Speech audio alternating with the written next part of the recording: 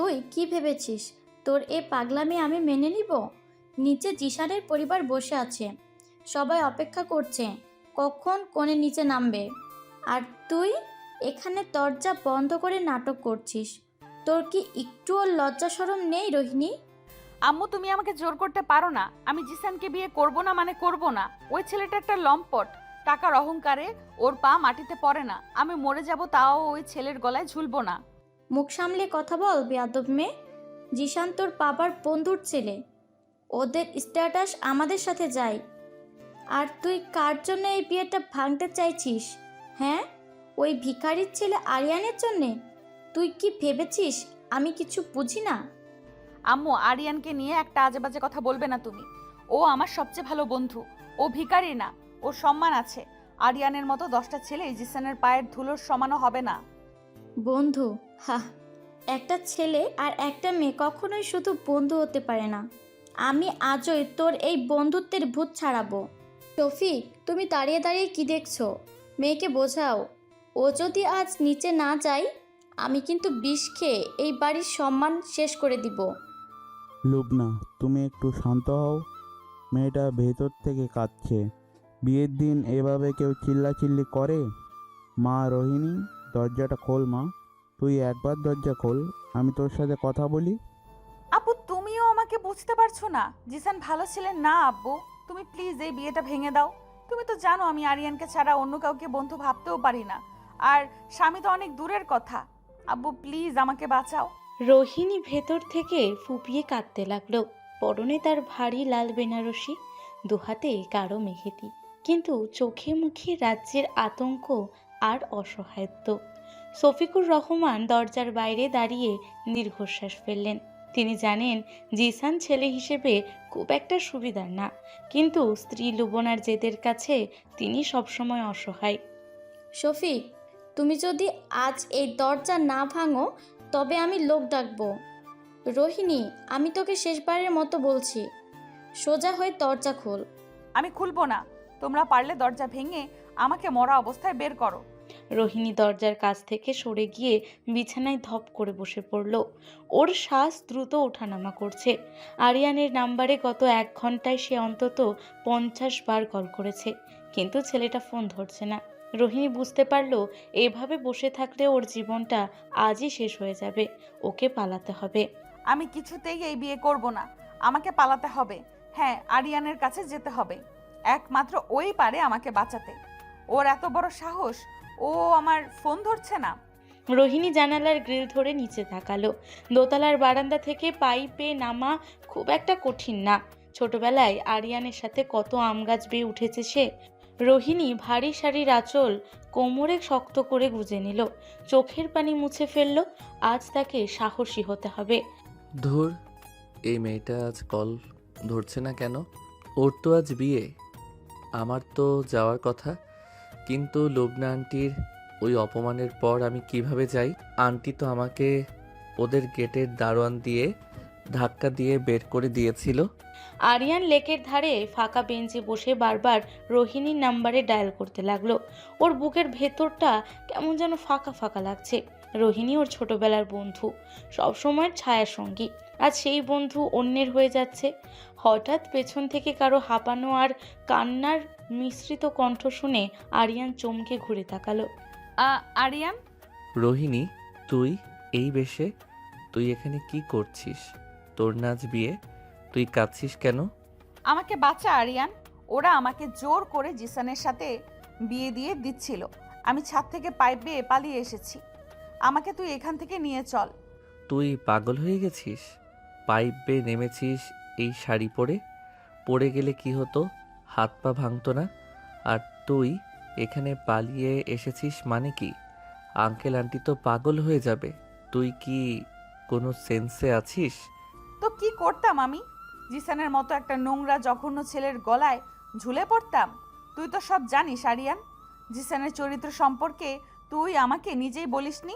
তুই কেন আসলি না আমাকে বাঁচাতে? তুই ফোন ধরছিলি না কেন? আমি কিভাবে যেতাম রোহিণী? তোর মা আমাকে তোদের বাড়ির গেটে ঢুকতে নিষেধ করেছে। আমি গেলে কি উনি আমাকে ছেড়ে দিতেন? আর আমার ফোন সাইলেন্ট ছিল, আমি খেয়াল করিনি। তো তুই আমাকে ওই নরকে ফেলে রাখবি? তুই না আমার বেস্ট ফ্রেন্ড? তুই না বলতি আমার চোখে কখনো পানি আসতে দিবি না? তুই না বলতি আমাকে কেউ কষ্ট দিলে তুই তার হাত ভেঙে দিবি? আজ দেখ আমার চোখে পানি, আজ তুই কোথায়? রোহিণী আরিয়ানের বুকে মাথা গুজে হাউমাউ করে কেঁদে উঠল।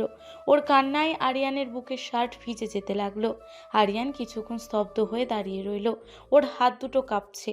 ও ধীর গতিতে ওর হাত দুটো রোহিণীর পিঠে রাখলো। শান্ত হ রোহিণী, প্লিজ কাঁদিস না। কেউ দেখলে কি ভাববে বলতো? একটা কোণে বউ এভাবে রাস্তায় দাঁড়িয়ে এক ছেলের বুকে কাঁদছে, মানুষ তোকে খারাপ বলবে। যে যা ভাবার ভাবুক, আমার কিচ্ছু যায় আসে না। আর আমি আর ওই বাড়িতে ফিরে যাব না। তুই আমাকে দূরে কোথাও নিয়ে চল, আমরা অন্য কোনো শহরে চলে যাব। কোথায় নিয়ে যাব? তুই কি বাচ্চাদের মতো কথা বলছিস? তোর মাথা কাজ করছে না এখন? চল তোকে বাসায় দিয়ে আসি। আমি আঙ্কেলকে বোঝাবো, আমি নিজে জিসানের পরিবারের সাথে কথা বলবো। না, তুই যদি আমাকে এখন বাসায় নিয়ে যাস, আমি তোর সামনে এই লেকের পানিতে ঝাঁপ দিব। সত্যি বলছি আরিয়ান, আমি মরে যাব তাও জিসানের বউ হব না। আরিয়ান রোহিণীর চোখের দিকে তাকালো। সে জানে রোহিণী কতটা জেদি। ও যা বলে তাই করে। ঠিক সেই মুহূর্তে একটা কালো রঙের দামি গাড়ি এসে সজোরে ব্রেক কষলো ওদের সামনে। গাড়ি থেকে নেমে এলো হুড়মুড় করে লুবনা রহমান, শফিকুর রহমান আর জিসান। এই তো, আমি জানতাম এই ছোট লোকের ছেলেটাই আমার মেয়েকে ফুসলিয়ে নিয়ে এসেছে। তুই আমার মেয়ের মাথা খেয়েছিস। আন্টি, আপনি মুখ সামলে কথা বলুন। আমি রোহিণীকে ফুসলাইনি, ও নিজেই এখানে চলে এসেছে। আমি তো উল্টো ওকে বোঝানোর চেষ্টা করছি। চুপ কর শালা ফকেনের পুত। তুই আমার হবু বউকে নিয়ে এখানে দাঁড়িয়ে রোম্যান্স করছিস, আর আমি তোকে ছেড়ে দেব? তুই জানিস আমি তোকে আজ এইখানেই পুঁতে ফেলবো। জিসান এগিয়ে এসে আরিয়ানের শার্টের কলার চেপে ধরল। আরিয়ান শান্ত অথচ তীক্ষ্ণ দৃষ্টিতে জিসানের দিকে তাকিয়ে রইল। রোহিণী সাথে সাথে জিসানকে ধাক্কা দিয়ে সজোরে সরিয়ে দিল। খবরদার জিসান, তুই আরিয়ানের গায়ে হাত দিবি না। তুই ওর পায়ের যোগ্যও না। তুই ওকে ছোঁয়ার সাহস কোথায় পেলি? রোহিণী, তুমি আমার স্ত্রী হতে চলেছো, আর তুমি কিনা একটা রাস্তার ছেলের জন্য আমার গায়ে হাত তুললে? এত দরদ এই ছেলের জন্য? তুই জীবনেও আমার স্বামী হতে পারবি না জিসান। আমি মরে যাব তাও তোর মতো চরিত্রহীন লম্পটকে বিয়ে করব না। তুই তোর ওই টাকা নিয়ে তোর বাবার কাছে গিয়ে বসে থাক। রোহিণী, তুই কি চাস আমার মরা মুখ দেখতে? চল বলছি বাসায়। তোর আজই বিয়ে হবে জিসানের সাথে। তুই আমাদের সম্মান মাটিতে মিশিয়ে দিয়েছিস। না আম্মু, আমি যাব না। আমি কিছুতেই যাব না। আব্বু, তুমি কিছু বলো। তুমি তো জানতে আমি আরিয়ান ছাড়া আর কাউকে কিছু বলতে পারি না। তুমি কেন আমাকে জোর করছো? রোহিণী কথাটা অসম্পূর্ণ রেখে আরিয়ানের হাত শক্ত করে চেপে ধরল। আরিয়ান অবাক হয়ে রোহিণীর হাতের দিকে তাকালো। শফিকুর রহমান এতক্ষণ চুপ ছিলেন।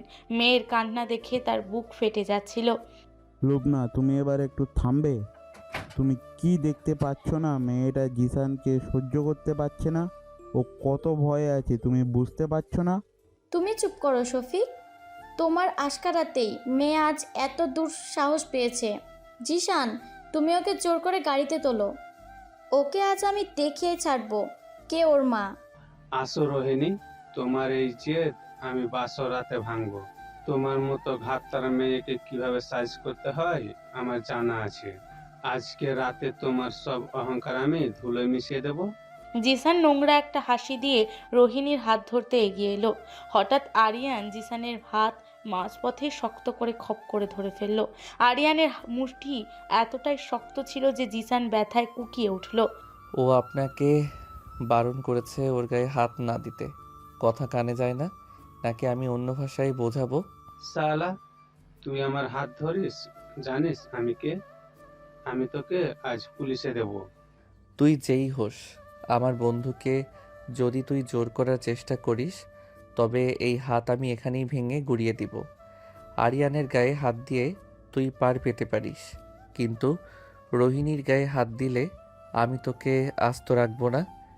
কত বড় স্পর্ধা! শফিক, তুমি পুলিশ ডাকো। এই ছেলেটাকে কিডন্যাপিং কেসে জেলে ঢোকাও। ও আমার মেয়েকে ব্ল্যাকমেল করছে। আরিয়ান, তুমি বাবা রোহিণীকে ছেড়ে দাও। ওকে আমাদের সাথে যেতে দাও। পরিস্থিতি আরও খারাপ করো না বাবা। আঙ্কেল, আপনি তো জিসানকে চেনেন। ও কেমন ছেলে আপনি জানেন। এরপরও কি আপনি রোহিণীকে ওর হাতে তুলে দিবেন?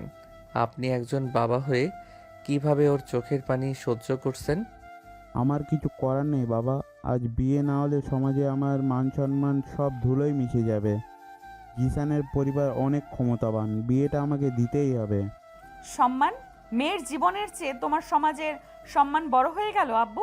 ঠিক আছে, যদি বিয়ে করতেই হয় তবে আমি জিসানকে নয়, আরিয়ানকে বিয়ে করব। রোহিণীর কথায় সেখানে পিনপতন নীরবতা নেমে এলো। আরিয়ান চমকে রোহিণীর দিকে তাকালো। লুবনা রহমান রাগে কাঁপতে কাঁপতে নিজের চুল টেনে ধরলেন। তুই কি পাগল হয়েছিস? এই ভিখারির ছেলেকে তুই বিয়ে করবি, যার নিজের থাকার ঠিকমতো জায়গা নেই, যে তোকে দুবেলা ঠিকমতো খাওয়াতেও পারবে না। হ্যাঁ করব। ও ভিখারি হতে পারে, কিন্তু ওর মনটা জিসানের মতো নোংরা না। ও আমাকে অন্তত মানুষের সম্মানটা দিবে। ও আমাকে ভালোবাসতে না পারুক, অন্তত আমাকে আঘাত করবে না। আরিয়ান, তুই আমাকে বিয়ে করবি? বল, করবি? রোহিণী, তুই রাগের মাথায় কি বলছিস এসব? তুই জানিস তুই কি বলছিস? বিয়ে কোনো খেলা না। আমি খুব ভালো করেই জানি আমি কি বলছি। তুই যদি আজ আমাকে বিয়ে না করিস তবে আমি এই মুহূর্তে এই লেকে ঝাঁপ দিব। তুই আমাকে বাঁচাবি নাকি মরতে দিবি, সিদ্ধান্ত তোর। রোহিণী দৌড়ে লেকের পাড়ে রেলিংয়ের কাছে চলে গেল। আরিয়ান সাথে সাথে ছুটে গিয়ে ওর হাত টেনে ধরল। ওর চোখে মুখে প্রবল ভয়। পাগলামি করিস না রোহিণী। ঠিক আছে ঠিক আছে, তুই যা বলবি আমি তাই করব। তুই শান্ত হ। আমি তোকে মরতে দিতে পারি না। আরিয়ান, তুমি কি সত্যি ওকে বিয়ে করতে রাজি? তুমি কি ওর দায়িত্ব নিতে পারবে বাবা? আঙ্কেল, ও আমার বেস্ট ফ্রেন্ড। ওর চোখের পানি আমি সহ্য করতে পারি না। আপনারা যদি জোর করে ওর জীবন নষ্ট করতে চান তবে আমি ওকে প্রোটেক্ট করব। হ্যাঁ, আমি ওকে বিয়ে করব। আমার যত কষ্টই হোক আমি ওকে সুখে রাখার চেষ্টা করব। অসম্ভব, এই বিয়ে আমি মানব না। আমি বেঁচে থাকতে এই ছোট লোকের ছেলের সাথে আমার মেয়ের বিয়ে হতে দিব না। শফিক, তুমি ওকে আটকাও। তুমি চুপ করো লুবনা। তুমি যা চেয়েছিলে তা তো হলো না। আমি আর আমার মেয়ের চোখের পানি দেখতে পারবো না। আরিয়ান, আমি জানি তুমি ওকে সুখে রাখবে। চলো আমার সাথে কাজী অফিসে।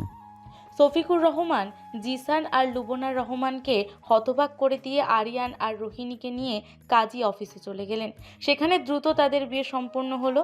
লুবনা রহমান রাগে গিজগিজ করতে করতে সেখান থেকে চলে গেলেন। শফিকুর রহমান রোহিণীর মাথায় হাত বুলিয়ে আশীর্বাদ করে ভারাক্রান্ত মনে বিদায় নিলেন। আরিয়ান আর রোহিণী একটা রিকশায় করে আরিয়ানের বাড়ির দিকে রওনা দিল। সারা রাস্তা দুজনের কেউ কোনো কথা বলল না। এক অদ্ভুত নীরবতা দুজনকে ঘিরে রাখলো। নাম, সাবধানে নামিস। শাড়িতে পা আটকে পড়ে যাবি আবার। হুম। রাত 12টা। আরিয়ানের ছোট্ট ছিমছাম রুমটাতে রোহিণী বেনারসি পরে বিছানায় বসে আছে। পুরো ব্যাপারটা ওর কাছে এখনও স্বপ্নের মতো লাগছে। যে ছেলেটার সাথে ও সারাদিন মারামারি করত, চুল টানাটানি করত, আজ সে ওর স্বামী। আরিয়ান ড্রয়িং রুমে বসেছিল এতক্ষণ। ওর নিজেরও বিশ্বাস হচ্ছে না মাত্র কয়েক ঘন্টার ব্যবধানে ওর জীবনটা কতটা বদলে গেছে। ধীর পায়ে সে রুমে ঢুকলো। দরজাটা বন্ধ করার শব্দে রোহিণী কেঁপে উঠল। কিরে, তুই এখনো এই ভারী শাড়ি পরে বসে আছিস? গরম লাগছে না? ঘেমে নে তো, একাকার অবস্থা তোর। হুম, না মানে আমি তো কিছু আনিনি। কি পরবো? আর আমার কেমন যেন অদ্ভুত লাগছে রে আরিয়ান। অদ্ভুত তো লাগবেই, তুই তো সোজা বিয়ের আসর থেকে পালিয়েছিস। দাঁড়া, আবার একটা টি শার্ট আর ট্রাউজার দিচ্ছি। আপাতত এটা পরেই ম্যানেজ করে নে। কাল সকালে তোর জন্য কাপড় কিনে আনবো। আরিয়ান আলমারি ঘেটে একটা কালো টি শার্ট আর ট্রাউজার বের করে রোহিণীর দিকে এগিয়ে দিল। রোহিণী মাথা নিচু করে কাপড়গুলো নিল। আরিয়ান খেয়াল করলো রোহিণী ওর চোখের দিকে তাকাচ্ছে না।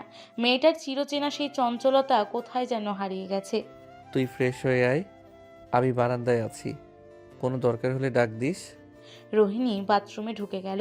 কিছুক্ষণ পর ফ্রেশ হয়ে আরিয়ানের বড় টি শার্টটা গায়ে জড়িয়ে বের হলো।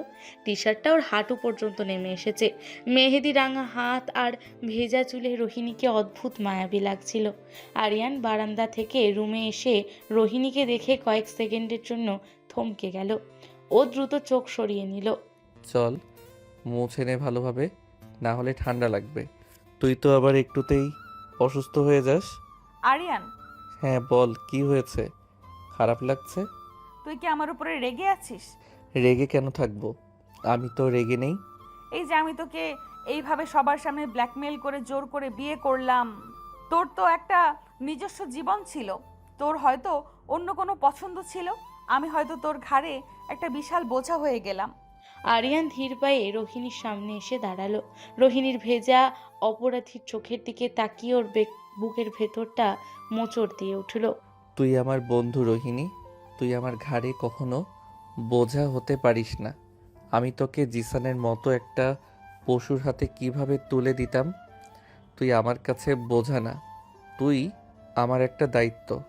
কিন্তু আমরা তো শুধু বন্ধু ছিলাম, তুই তো আমাকে সেভাবে কখনো দেখিসনি, আমিও তোকে কখনো ওই নজরে দেখিনি। এখন আমরা স্বামী স্ত্রী, তুই কি আমাকে স্ত্রী হিসেবে মেনে নিতে পারবি? সময় লাগবে রোহিণী, আমাদের দুজনেরই সময় লাগবে। আমরা আজ পর্যন্ত একে অপরকে তুই টোকারি করে এসেছি, মারামারি করেছি, গালাগালি করেছি। হুট করে এই স্বামী স্ত্রীর সম্পর্কটা হজম করা একটু কঠিন, কিন্তু আমি চেষ্টা করব। তুই কি চাস আমি তোকে আপনি করে বলি, যেমন উপন্যাসে লেখে? ওগো শুনছো? রোহিণীর কথায় আরিয়ান ফিক করে হেসে দিল। রোহিণীরও ঠোঁটের কোণে হাসি ফুটে উঠল। গুমোট ভারী পরিবেশটা একটু হালকা হলো। না বাবা, তোকে ওগো শুনছো বলতে হবে না, তুই যেমন আছিস তেমনই থাক। তুই করে বললে আমি বেশি স্বাচ্ছন্দ্য বোধ করব। তুই আপনি করে বললে আমার মনে হবে আমি কোনো বৃদ্ধ মানুষের সাথে কথা বলছি। কিন্তু আরিয়ান, একটা কথা বলবো, তুই রাগ করবি না তো? বল। আমি রাগ করব কেন? তুই যখন জিসানের হাতটা চেপে ধরেছিলি, তখন তোকে একদম হিরোদের মতো লাগছিল।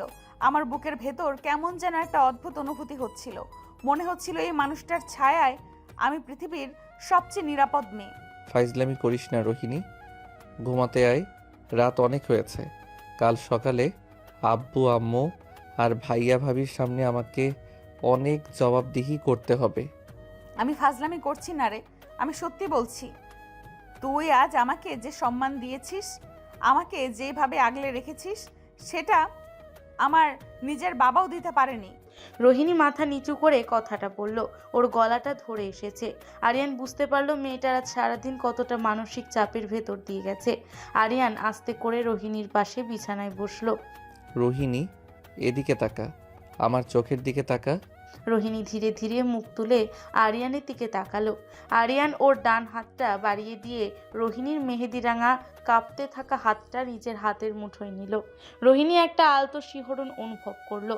এর আগে আরিয়ান 1000বার ওর হাত ধরেছে রাস্তা পার করার সময়, কিন্তু আজকের এই স্পর্শটা সম্পূর্ণ আলাদা। এই স্পর্শে বন্ধুত্বের চেয়ে বেশি কিছু মিশে আছে, একটা অধিকার, একটা আশ্রয়। আমি হয়তো তোকে তোর বাবার বাড়ির মতো রাজপ্রাসাদ দিতে পারবো না, আমার এই ছোট্ট ঘরে হয়তো তোর অনেক কষ্ট হবে, আমার পরিবারের সবার মন জয় করতেও তোর সময় লাগবে, কিন্তু আমি তোকে কথা দিচ্ছি, জীবনে কখনো তোর চোখের পানি মাটিতে পড়তে দিব না।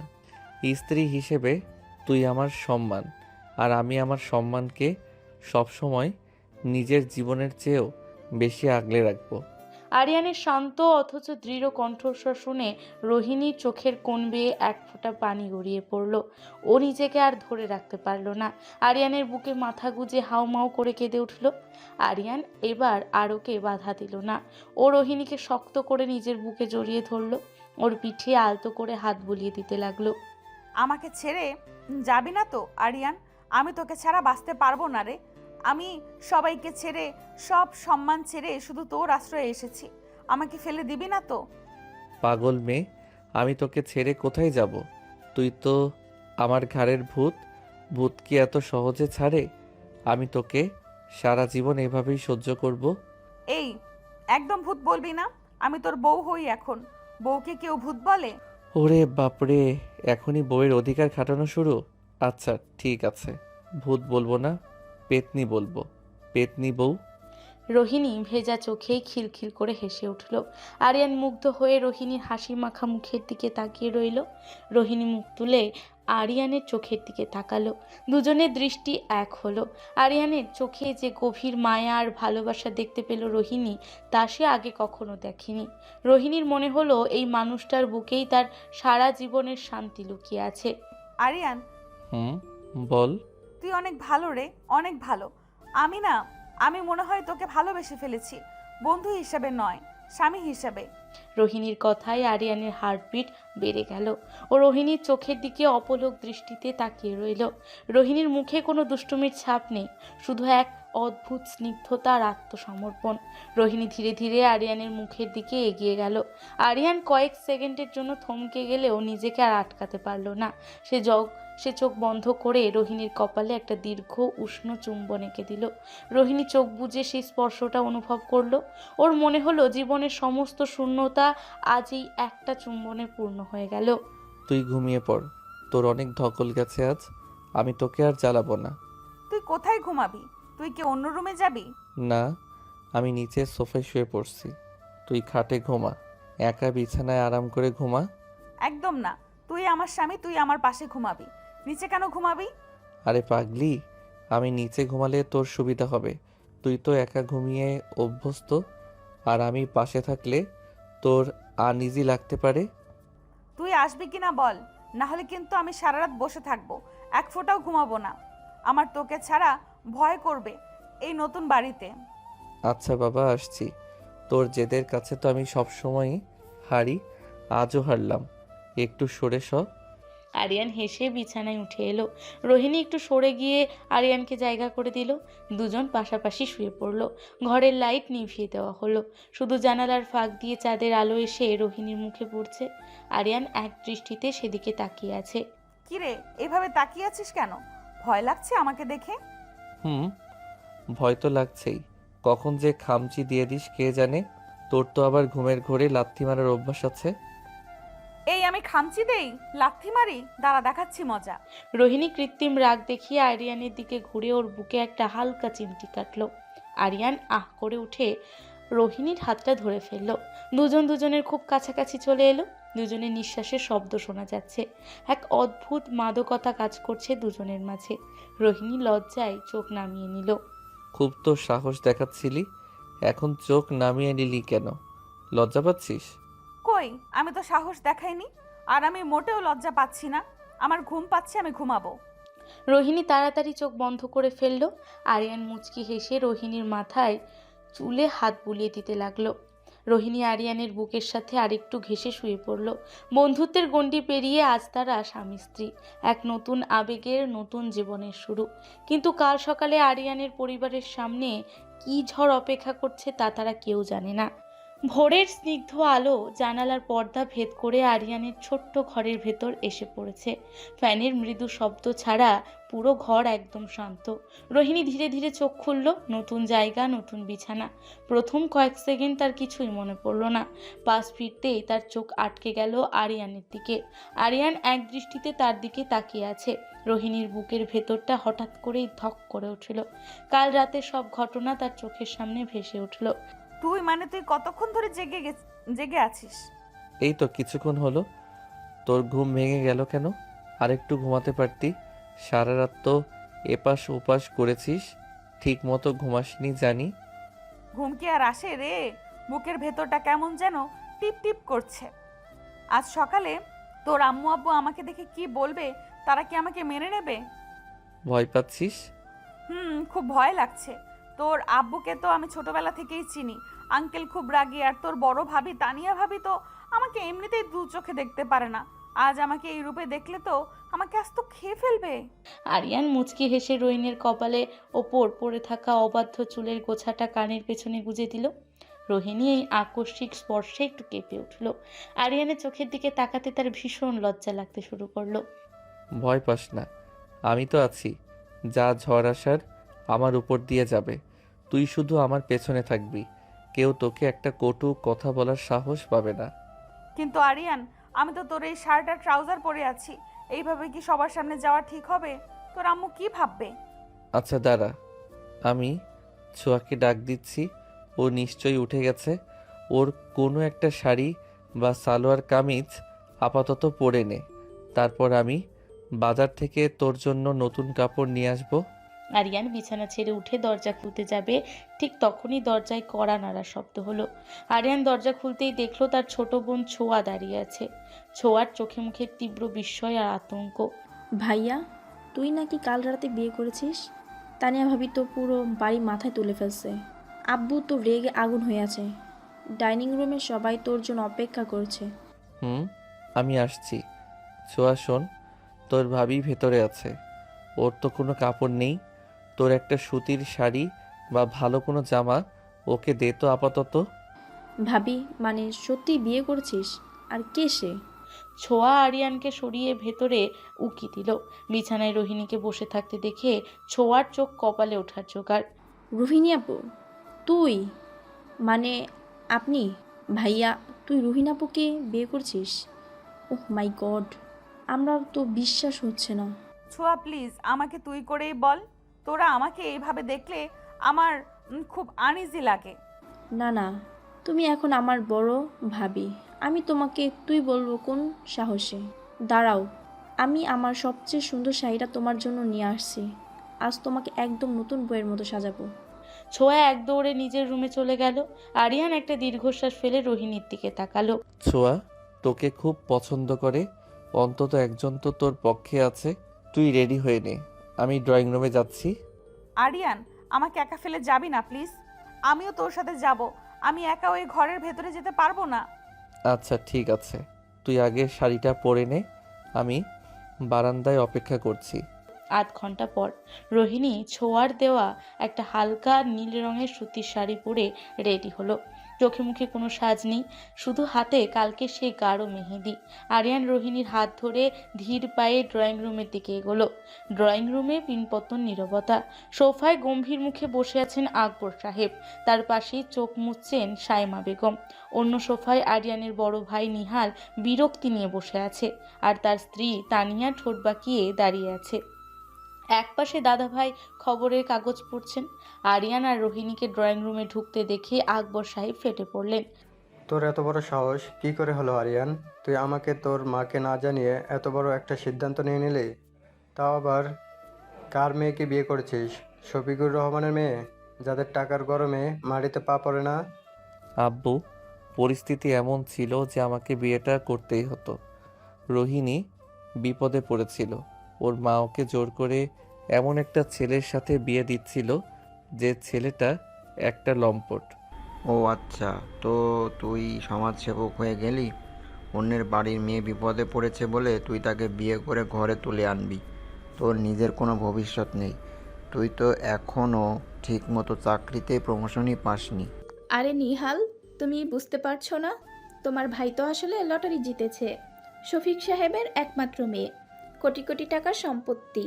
তোমার ভাইয়ের কি আর প্রমোশনের দরকার আছে? শ্বশুরবাড়ির টাকা এখন পায়ের ওপর পা তুলে খাবে। তানিয়ার কথায় রোহিণীর ভেতরটা রাগে জ্বলে উঠল। সে কিছু একটা বলতে যাবে, তার আগে আরিয়ান রোহিণীর হাতটা শক্ত করে চেপে ধরল। রোহিণী আরিয়ানের দিকে তাকিয়ে চুপ হয়ে গেল। ভাবি, আপনি মুখ সামলে কথা বলবেন। আমি রোহিণীকে টাকার লোভে বিয়ে করিনি। ও আমার ছোটবেলার বন্ধু। ওর চোখের পানি আমি সহ্য করতে পারি না, তাই ওকে বিয়ে করেছি। ও মা, এখন বইয়ের জন্য বড় ভাইয়ের বউকে অপমান করতেও ছাড়ছো না? আম্মা, দেখেন আপনার গুণধর ছেলেকে। কালকে আসা একটা মেয়ের জন্য আমাকে কিভাবে কথা শোনাচ্ছে। আরিয়ান, তুই কাজটা ঠিক করিসনি বাবা। ওই বাড়ির মেয়েরা কি আমাদের মতো সাধারণ মধ্যবিত্ত পরিবারে মানিয়ে নিতে পারবে? লুবানা ভাবি তো আমাদের দু চোখে দেখতে পারে না। উনি তো আজকেই পুলিশ নিয়ে এসে বাড়ি মাথায় তুলবেন। আমি এসব কিছু শুনতে চাই না।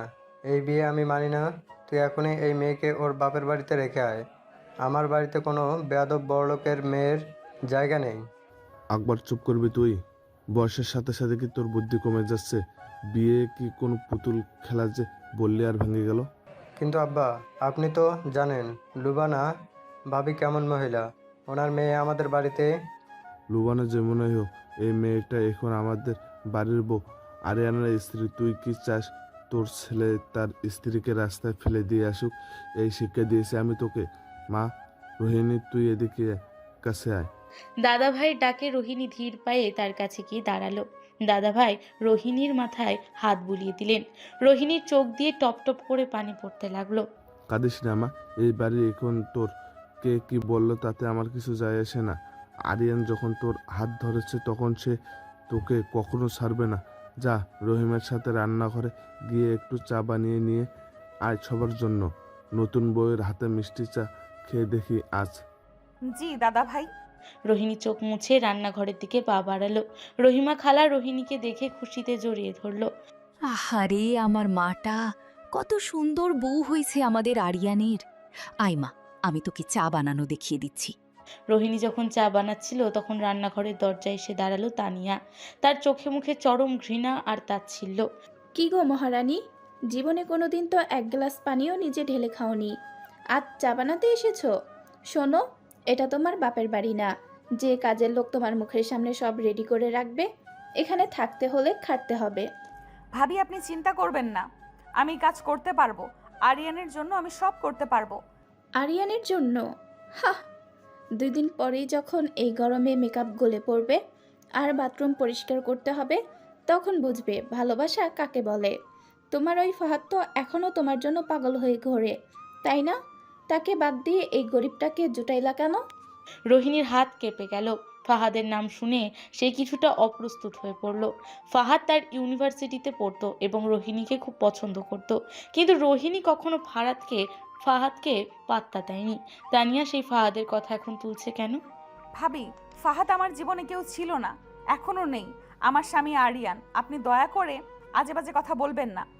বাবা, মুখে তো বেশ ভালোই খই ফুটছে, দেখি কতদিন এই তেজ থাকে। তানিয়া মুখ বাঁকিয়ে চলে গেল। রোহিণী একটা দীর্ঘশ্বাস ফেলে চায়ের ট্রে নিয়ে ড্রয়িং রুমে এলো।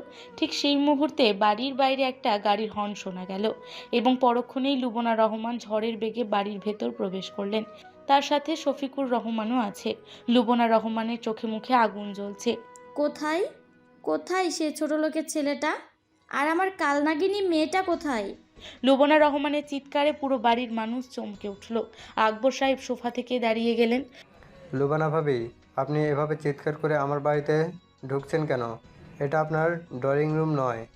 শার্ট আপ আকবর সাহেব, আপনি আমাকে ভদ্রতা শেখাবেন না। আপনাদের মতো ভিখারিদের কোনো সম্মান আছে নাকি? আপনার ছেলে আমার মেয়েকে ফুসলিয়ে নিয়ে এসে বিয়ে করেছে, টাকার এত লোভ আপনাদের? ভাবি, মুখ সামলে কথা বলুন। আমার ছেলে আপনার মেয়েকে ফুসলায়নি। আপনার মেয়ে বিয়ের আসর ছেড়ে পালিয়ে আমার ছেলের কাছে এসেছিল। একদম মিথ্যা কথা। আমার মেয়ে এতটাও নিচে নামতে পারে না যে আপনাদের মতো এই ভাঙাচোরা বস্তিতে এসে থাকবে। ও তো জীবনে এই সোফায় বসে অভ্যস্ত না, আর ও কি না থাকবে আপনাদের সাথে?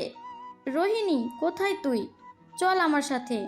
লুবনা রহমান রোহিণীকে দেখতে পেয়ে তার দিকে ছুটে গেলেন এবং চায়ের ট্রেটা এক ধাক্কায় ফেলে দিয়ে রোহিণীর হাত ধরে টানতে শুরু করলেন। গরম চা ছিটকে রোহিণীর শাড়িতে পড়ল, কিন্তু সে ব্যথায় উফ পর্যন্ত করল না। সে শুধু ভয়ে আর অপমানে কাঁপছে। আম্মু ছাড়ো আমাকে, আমি যাব না। আমি আরিয়ানকে বিয়ে করেছি, আমি এখানেই থাকবো। তুই চুপ কর বেয়াদব মেয়ে, তোকে আমি আজই ডিভোর্স পেপার সাইন করাবো। চল বলছি। শফিক, তুমি ওকে ধরো। লোবনা, তুমি বাড়াবাড়ি করছো। ওদের বিয়ে হয়ে গেছে, এখন এসব করে কোনো লাভ নেই। লাভ নেই মানে? আমি আমার মেয়েকে এই ফকিরদের বাড়িতে ফেলে রাখবো? নিহাল, তানিয়া, তোমরা তো বুদ্ধিমান। তোমরা বোঝাও তোমাদের এই গর্ধ ভাই আর শ্বশুর শাশুড়িকে। আমার মেয়েকে আমি নিয়ে যাব। আন্টি, আমরা তো আরিয়ানকে অনেক বোঝালাম, কিন্তু ও তো আপনার মেয়ের রূপ আর সম্পত্তির লোভে অন্ধ হয়ে আছে। আপনার মেয়ে তো কম বেহায়া না, নিজে এসে আমার ভাইয়ের ঘাড়ে চেপে বসেছে। তানিয়ার কথায় রোহিণীর মাথা নিচু হয়ে গেল। সে ডুকরে কেঁদে উঠল। অপমানিতার মাটি ফুঁড়ে ঢুকে যেতে ইচ্ছে করছে। ঠিক তখনই আরিয়ান এসে লুবনা রহমানের হাত থেকে রোহিণীর হাতটা এক ছটকায় ছাড়িয়ে নিল। আরিয়ান রোহিণীকে নিজের বুকে শক্ত করে জড়িয়ে ধরল। আন্টি, অনেকক্ষণ ধরে আপনার বকওয়াজ শুনছি। আপনি আমার বাবা মাকে অপমান করেছেন, আমি চুপ ছিলাম, কিন্তু আমার স্ত্রীর দিকে যদি আপনি আর একটা আঙুল তোলেন তবে আমি ভুলে যাব আপনি বয়সে আমার বড়। তুই আমাকে শাসাচ্ছিস? তুই জানিস আমি তোদের পুরো পরিবারকে রাস্তায় বসিয়ে দিতে পারি? যা খুশি তাই করেন, কিন্তু রোহিণীকে আমি ছাড়বো না। ও এখন আমার স্ত্রী, আর আমার স্ত্রীর সম্মান আমার সম্মান। ওকে কেউ অপমান করলে আমি তার জিভ টেনে ছিঁড়ে ফেলবো, সে আপনি হন বা আমার পরিবারের কেউ। আরিয়ানের এই কথায় ড্রয়িং রুমের সবাই স্তব্ধ হয়ে গেল। আকবর সাহেব অবাক হয়ে তার শান্ত ছেলের এই রুদ্র মূর্তি দেখছেন। রোহিণী আরিয়ানের বুকের ভেতর মুখ লুকিয়ে আছে। আরিয়ানের বুকের ধুকপুকানি সে স্পষ্ট শুনতে পাচ্ছে। স্ত্রী হিসেবে তুমি আমার সম্মান। আরিয়ানের এই কথাটা রোহিণীর কানে বারবার বাজতে লাগলো। তার বুকের ভেতর জমে থাকা সব কষ্ট, অপমান আর ভয় এক নিমেষেই যেন কোথাও উড়ে গেল। তার জায়গায় জন্ম নিল আরিয়ানের প্রতি এক তীব্র পাগল করা ভালোবাসা। আরিয়ান, রোহিণী ধীর গতিতে আরিয়ানের বুক থেকে মাথা তুলল। তার ভেজা চোখে এখন আর কোনো ভয় নেই, আছে এক অদ্ভুত জেদ আর আত্মবিশ্বাস। সে লুবনা রহমানের দিকে ঘুরে দাঁড়ালো। আম্মু তুমি এক্ষুনি এ বাড়ি থেকে বেরিয়ে যাও। রোহিণী, তুই আমাকে বেরিয়ে যেতে বলছিস? এই রাস্তার ছেলেটার জন্য তুই তোর জন্মদাত্রীর মাকে অপমান করছিস? তুমি আমাকে জন্ম দিয়েছো ঠিকই, কিন্তু তুমি কখনো আমাকে বুঝতে পারোনি। তুমি সব সময় তোমার অহংকার আর স্ট্যাটাস নিয়ে ব্যস্ত ছিলে। আরিয়ান রাস্তার ছেলে না, ও আমার স্বামী। আমার স্বামীর দিকে আঙুল তুললে আমি কিন্তু আর মেয়ে থাকবো না। তুই পস্তাবি রোহিণী, তুই খুব পস্তাবি। আমি তোকে ত্যায্য করলাম আজ থেকে। তোর বাবা যদি তোকে 1 পয়সাও দেয়, আমি ওকে ডিভোর্স দিব। আমার তোমার 1 পয়সাও লাগবে না। আরিয়ান আমাকে ডাল ভাত খাওয়ালেও আমি রাজরানীর মতো থাকবো। তুমি যাও এখান থেকে। লুবনা রহমান রাগে কাঁপতে কাঁপতে শফিকুর রহমানকে নিয়ে বাড়ি থেকে বেরিয়ে গেলেন। শফিকুর রহমান যাওয়ার আগে শুধু একবার রোহিণীর মাথায় হাত বুলিয়ে দীর্ঘশ্বাস ফেলে চলে গেলেন। পুরো ড্রয়িং রুমে এক অদ্ভুত গুমোট পরিবেশ তৈরি হলো। তানিয়া দাঁতে দাঁত চেপে রোহিণীর দিকে তাকিয়ে আছে।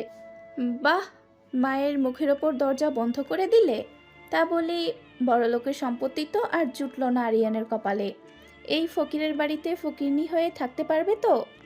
ভাবি, বস্তি তো ইটের ঘরে হয় না, বস্তি হয় মানুষের মনে। আর ফকিরনি হওয়ার ভয় আমাকে দেখাবেন না। আমি যার হাত ধরেছি সে আমাকে কখনো মাটিতে পড়তে দিবে না, তাই না আরিয়ান? রোহিণী আরিয়ানের দিকে তাকিয়ে এক অদ্ভুত মায়াবী হাসি দিল। আরিয়ান মুগ্ধ হয়ে রোহিণীর এই সাহসিকতা দেখল। সে কোনো কথা না বলে শুধু রোহিণীর হাতটা আরো শক্ত করে চেপে ধরল। আকবর সাহেব একটা দীর্ঘশ্বাস ফেলল। যা হওয়ার হয়ে গেছে। সাইমা, বৌমাকে ঘরে নিয়ে যাও। আর তানিয়া, তুমি তোমার কাজে যাও। আমিও এ বাড়িতে আর কোনো অশান্তি চাই না। সাইমা বেগম রোহিণীকে নিয়ে আরিয়ানের ঘরের দিকে গেলেন। ঘরে ঢোকার আগে রোহিণী একবার পেছন ফিরে তাকালো।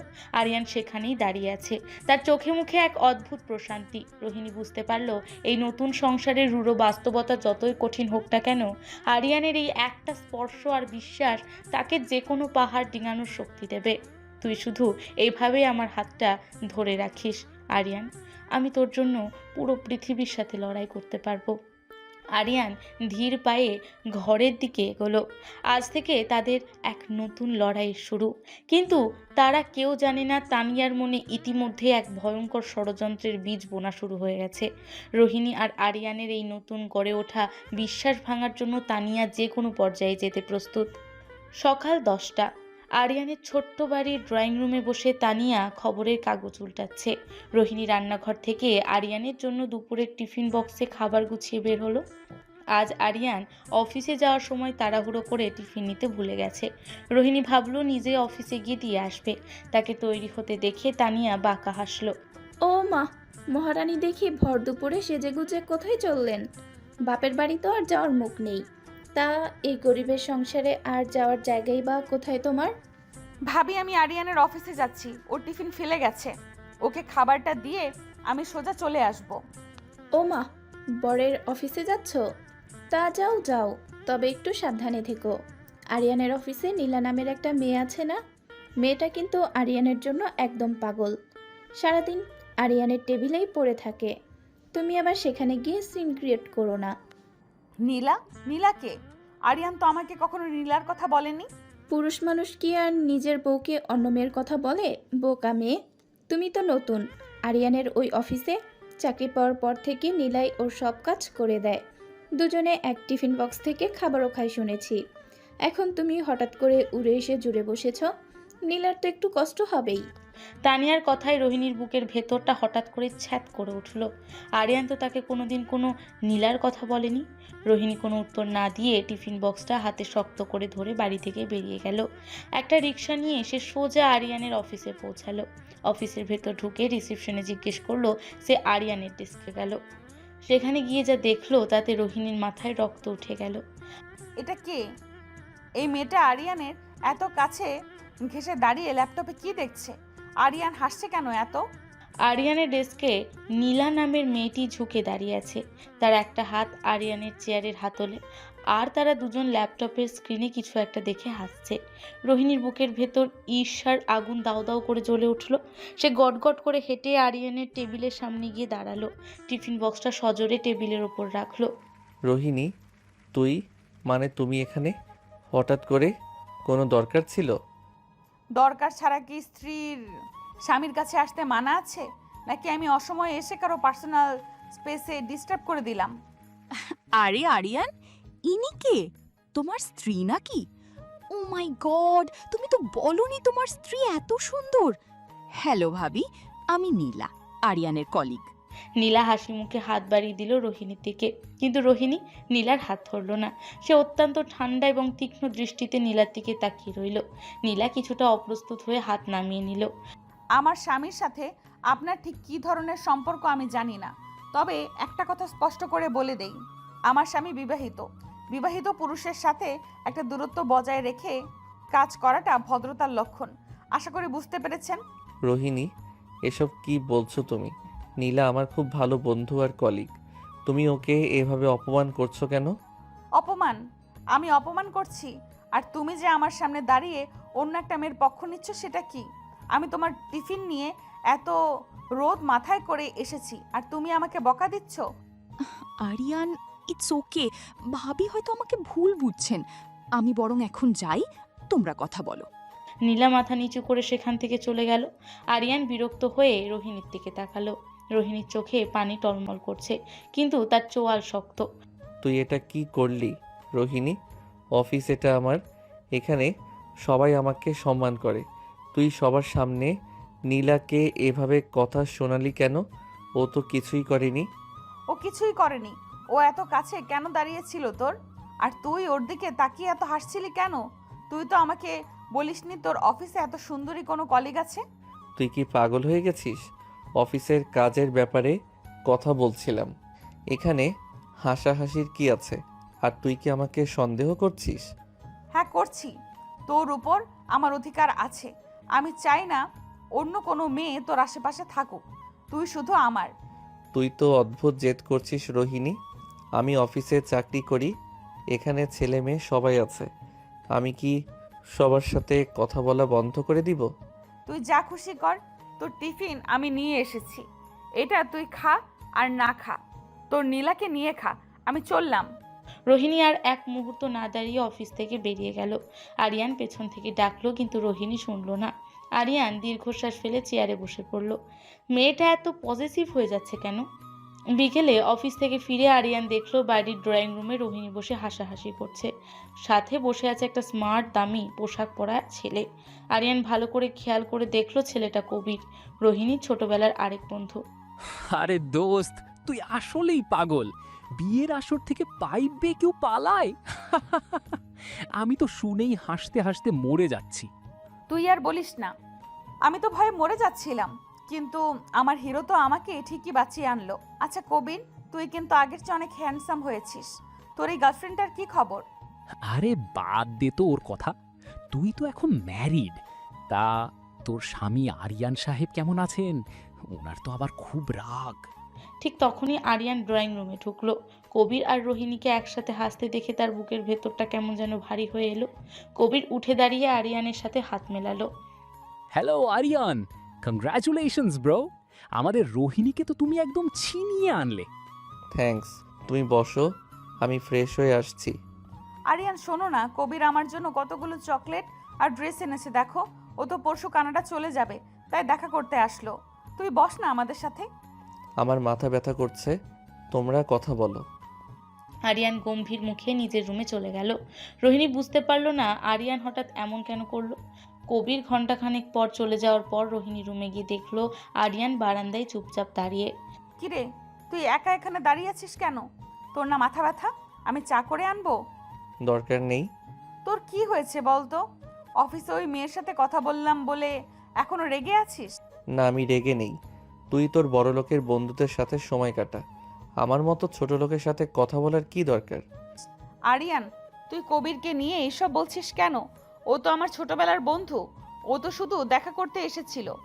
তোর নীলাও তো আমার বন্ধু ছিল, তুই তো ওকে অপমান করে তাড়িয়ে দিলি, আর আমি কিচ্ছু বলতে পারবো না?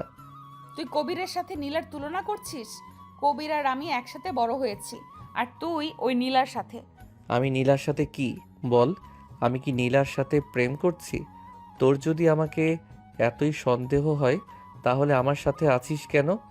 চলে যা তোর বাবার ওই বড়লোকি দুনিয়ায়। আরিয়ানের কথায় রোহিণীর বুকের ভেতরটা ভেঙে চুরমার হয়ে গেল। ও আরিয়ানের দিকে ড্যাব ড্যাব করে তাকিয়ে রইল। ওর চোখ দিয়ে ঝরঝর করে পানি পড়তে লাগলো। তুই আমাকে চলে যেতে বলছিস? আমি তোকে ভালোবেসে সব ছেড়ে এসেছি, আর তুই আমাকে আজ চলে যেতে বললি? ঠিক আছে আরিয়ান, তুই যখন চাইছিস না আমি থাকবো না। রোহিণী কাঁদতে কাঁদতে বিছানায় গিয়ে মুখ বুঝলো। আরিয়ান বারান্দাতেই দাঁড়িয়ে রইল। বাইরে তখন ঝুম বৃষ্টি হয়েছে শুরু। বৃষ্টির শব্দে রোহিণীর কান্নার আওয়াজ ঢাকা পড়ে যাচ্ছে। আরিয়ানের বুকের ভেতরটা দুমড়ে মুচড়ে যাচ্ছে। সে জানে সে রোহিণীকে কতটা ভালোবাসে, কিন্তু কবিরের সাথে রোহিণীর হাসাহাসি দেখে ওর ভেতর এক অদ্ভুত হীনমন্যতা আর ঈর্ষা কাজ করছিল। ও ভাবতে পারছিল না যে রোহিণী অন্য কারোর সাথে এত ফ্রি হতে পারে। রাত 12টা বাজে। বৃষ্টি কমার কোনো লক্ষণ নেই। ঘরের ভেতর এক গুমোট নীরবতা। রোহিণী এখনও বিছানায় মুখ গুজে ফুঁপিয়ে কাঁদছে। সে সারা সন্ধ্যা থেকে এক ফোঁটা পানিও খায়নি। আরিয়ান বারান্দা থেকে ঘরে এসে দরজাটা বন্ধ করে দিল। ধীর পায়ে সে বিছানার কাছে গিয়ে বসলো। রোহিণীর পিঠ কাঁপছে কান্নার চোটে। আরিয়ান আস্তে করে রোহিণীর কাঁধে হাত রাখলো। রোহিণী, আমাকে ছুবি না তুই। তুই তো আমাকে চলে যেতে বলেছিস। কাল সকালেই আমি এই বাড়ি ছেড়ে চলে যাব। তুই তোর নীলাকে নিয়ে সুখে থাকিস। তুই উঠবি নাকি আমি জোর করে ওঠাবো? আরিয়ান রোহিণীর হাত ধরে একটান দিয়ে তাকে নিজের দিকে ঘোরালো। রোহিণীর চোখ মুখ কেঁদে কেঁদে ফুলে লাল হয়ে আছে। আরিয়ান রোহিণীর দুই গাল নিজের দুই হাতের তালুতে আলতো করে ধরলো। রোহিণী ছটপট করে নিজেকে ছাড়ানোর চেষ্টা করলো। ছাড় আমাকে, আমি তোর কোনো কথা শুনবো না। তুই আমাকে কষ্ট দিয়েছিস, তুই আমাকে তাড়িয়ে দিয়েছিস। চুপ, একদম চুপ। আর একটা কথাও যদি বলিস আমি কিন্তু তোকে জানালা দিয়ে বাইরে বৃষ্টির মধ্যে ফেলে দিব। ফেলে দে, মেরে ফেল আমাকে। তোকে ভালোবাসার এটাই শাস্তি আমার। আরিয়ান আর কোনো কথা না বলে রোহিণীকে শক্ত করে নিজের বুকের সাথে জড়িয়ে ধরল। রোহিণী প্রথম কয়েক সেকেন্ড আরিয়ানের বুকে কিলঘুষি মারল, তারপর ধীরে ধীরে শান্ত হয়ে গেল। সে আরিয়ানের শার্ট খামচে ধরে হু হু করে কেঁদে উঠল। তুই এত বোকা কেন রোহিণী? তুই বুঝিস না আমি কেন রেগে গিয়েছিলাম? তুই আমাকে ভালোবাসিস না, তুই আমাকে বোঝা ভাবিস। আমি তোকে বোঝা ভাবি না রে পাগলি। আমি তোকে এতটাই নিজের ভাবি যে অন্য কারোর সাথে তোর হাসাহাসি আমার সহ্য হয় না। আজ কবির যখন তোর সাথে এত ফ্রি হয়ে কথা বলছিল, তুই যখন ওর দিকে তাকিয়ে হাসছিলি, আমার বুকের ভেতরটা কেমন যেন জ্বলে যাচ্ছিল। আমার মনে হচ্ছিল আমি তোকে হয়তো তোর যোগ্য সুখটা দিতে পারছি না। তুই পাগল আরিয়ান, তুই কবিরকে নিয়ে জেলাস ফিল করছিলি। ও তো শুধু আমার বন্ধু। তুইও তো অফিসে গিয়ে নীলাকে অপমান করেছিস, তুইও তো জেলাস ফিল করেছিস। রোহিণী ধীরে ধীরে আরিয়ানের বুক থেকে মুখ তুলল। তার ভেজা চোখে এক অদ্ভুত আলো। সে বুঝতে পারল আরিয়ানের এই রাগ, এই অভিমান সব কিছুর মূলে আছে এক গভীর চাপা ভালোবাসা। তুই আমাকে এত ভালোবাসিস আরিয়ান? আমার দিকে অন্য কেউ তাকালেও তোর এত কষ্ট হয়? আমি তোকে কতটা ভালোবাসি আমি নিজেও জানি না রোহিণী। আমি শুধু জানি তোকে ছাড়া আমার জীবনটা একটা বিশাল শূন্যতা। তুই যখন আমাকে ছেড়ে যাওয়ার কথা বলিস, আমার মনে হয় আমার শ্বাস বন্ধ হয়ে আসছে। আমাকে আর কখনো ছেড়ে যাওয়ার কথা বলবি না প্লিজ। আরিয়ানের চোখের কোণে পানি জমেছে। রোহিণী দুই হাত দিয়ে আরিয়ানের চোখের পানি মুছে দিল। আমি কোথাও যাব না রে বোকা। আমি মরে গেলেও তোর বুকে মাথা রেখেই মরবো। তুই শুধু আমার, শুধু আমার। কোনো নীলা, কোনো তানিয়া ভাবি কেউ আমাকে তোর কাছ থেকে আলাদা করতে পারবে না। আর কোনো কবিরও যেন তোর আশেপাশে না আসে। আমি কিন্তু সত্যি ওর ঠ্যাং ভেঙে দিব পরের বার। রোহিণী খিলখিল করে হেসে উঠল। আরিয়ান মুগ্ধ চোখে রোহিণীর হাসি মাখা মুখের দিকে তাকিয়ে রইল। বৃষ্টির শব্দ ঘরের নীরবতাকে এক অদ্ভুত মাদকতায় ভরিয়ে তুলেছে। আরিয়ান ধীরে ধীরে রোহিণীর মুখের দিকে এগিয়ে গেল। রোহিণীর হৃদস্পন্দন দ্রুত বেড়ে গেল। সে চোখ বন্ধ করে নিল। আরিয়ান তার উষ্ণ ঠোঁট দিয়ে রোহিণীর ঠোঁটের ওপর আলতো করে ছুঁয়ে দিল। প্রথম স্পর্শটা ছিল খুব নরম, ভীরু, কিন্তু মুহূর্তের মধ্যে সে স্পর্শ গাঢ় হয়ে উঠল। আরিয়ান, হুম। তুই এত রোমান্টিক কবে থেকে হলি? আমার দুষ্টু বান্ধবীটা যখন থেকে আমার রোমান্টিক বউ হয়ে গেছে তখন থেকে। আরিয়ান রোহিণীকে কোলে তুলে নিয়ে বিছানায় শুইয়ে দিল। রোহিণী লজ্জায় নিজের মুখ 2 হাত দিয়ে ঢেকে ফেলল। আরিয়ান মুচকি হেসে রোহিণীর হাত দুটো সরিয়ে দিল। আমার বউয়ের মুখ আমি ছাড়া আর কেউ দেখবে না, আর আমার সামনে এত লজ্জা পাওয়ার কিছু নেই। আমার খুব ভয় করছে রে আরিয়ান। আমি আছি তো, বিশ্বাস করিস আমাকে? নিজের চেয়েও বেশি। আরিয়ান রোহিণীর কপালে, চোখে, গালে ভালোবাসার চুম্বন এঁকে দিতে লাগলো। রোহিণী আরিয়ানের চুলে হাত বুলিয়ে তাকে আরও কাছে টেনে নিল। দীর্ঘদিনের জমে থাকা অভিমান, ঈর্ষা আর না বলা কথাগুলো আজ বৃষ্টির রাতে ভালোবাসার জোয়ারে ভেসে গেল। দুজন দুজনের মাঝে পুরোপুরি লীন হয়ে গেল। তারা বুঝতে পারল ঈর্ষা আসলে ভালোবাসারই আরেকটা নাম। যেখানে অধিকার বোধ থাকে সেখানে হারানোর ভয় থাকে, আর সেই ভয়ের নামই তো ভালোবাসা। অনেকক্ষণ পর দুজনে শান্ত হয়ে একে অপরের বুকে মাথা রেখে শুয়ে আছে। বাইরে বৃষ্টি তখনও চলছে। রোহিণী আরিয়ানের বুকে আঙুল দিয়ে হিজিবিজি আঁকছে। আরিয়ান, একটা কথা বলবো? বল। কাল অফিসে গিয়ে ওই নীলা মেয়েটাকে বলবি তোর বউ অনেক ডেঞ্জারাস, ও যেন তোর আশেপাশে আর না আসে। আচ্ছা বাবা, বলবো। আর তুইও তোর বন্ধুদের বলে দিবি তোর একটা সাইকো স্বামী আছে, সে রেগে গেলে কিন্তু কাউকে আস্ত রাখবে না। I love you Aryan. I love you too আমার দুষ্টু বউ। আরিয়ান রোহিণীকে আরো শক্ত করে জড়িয়ে ধরল।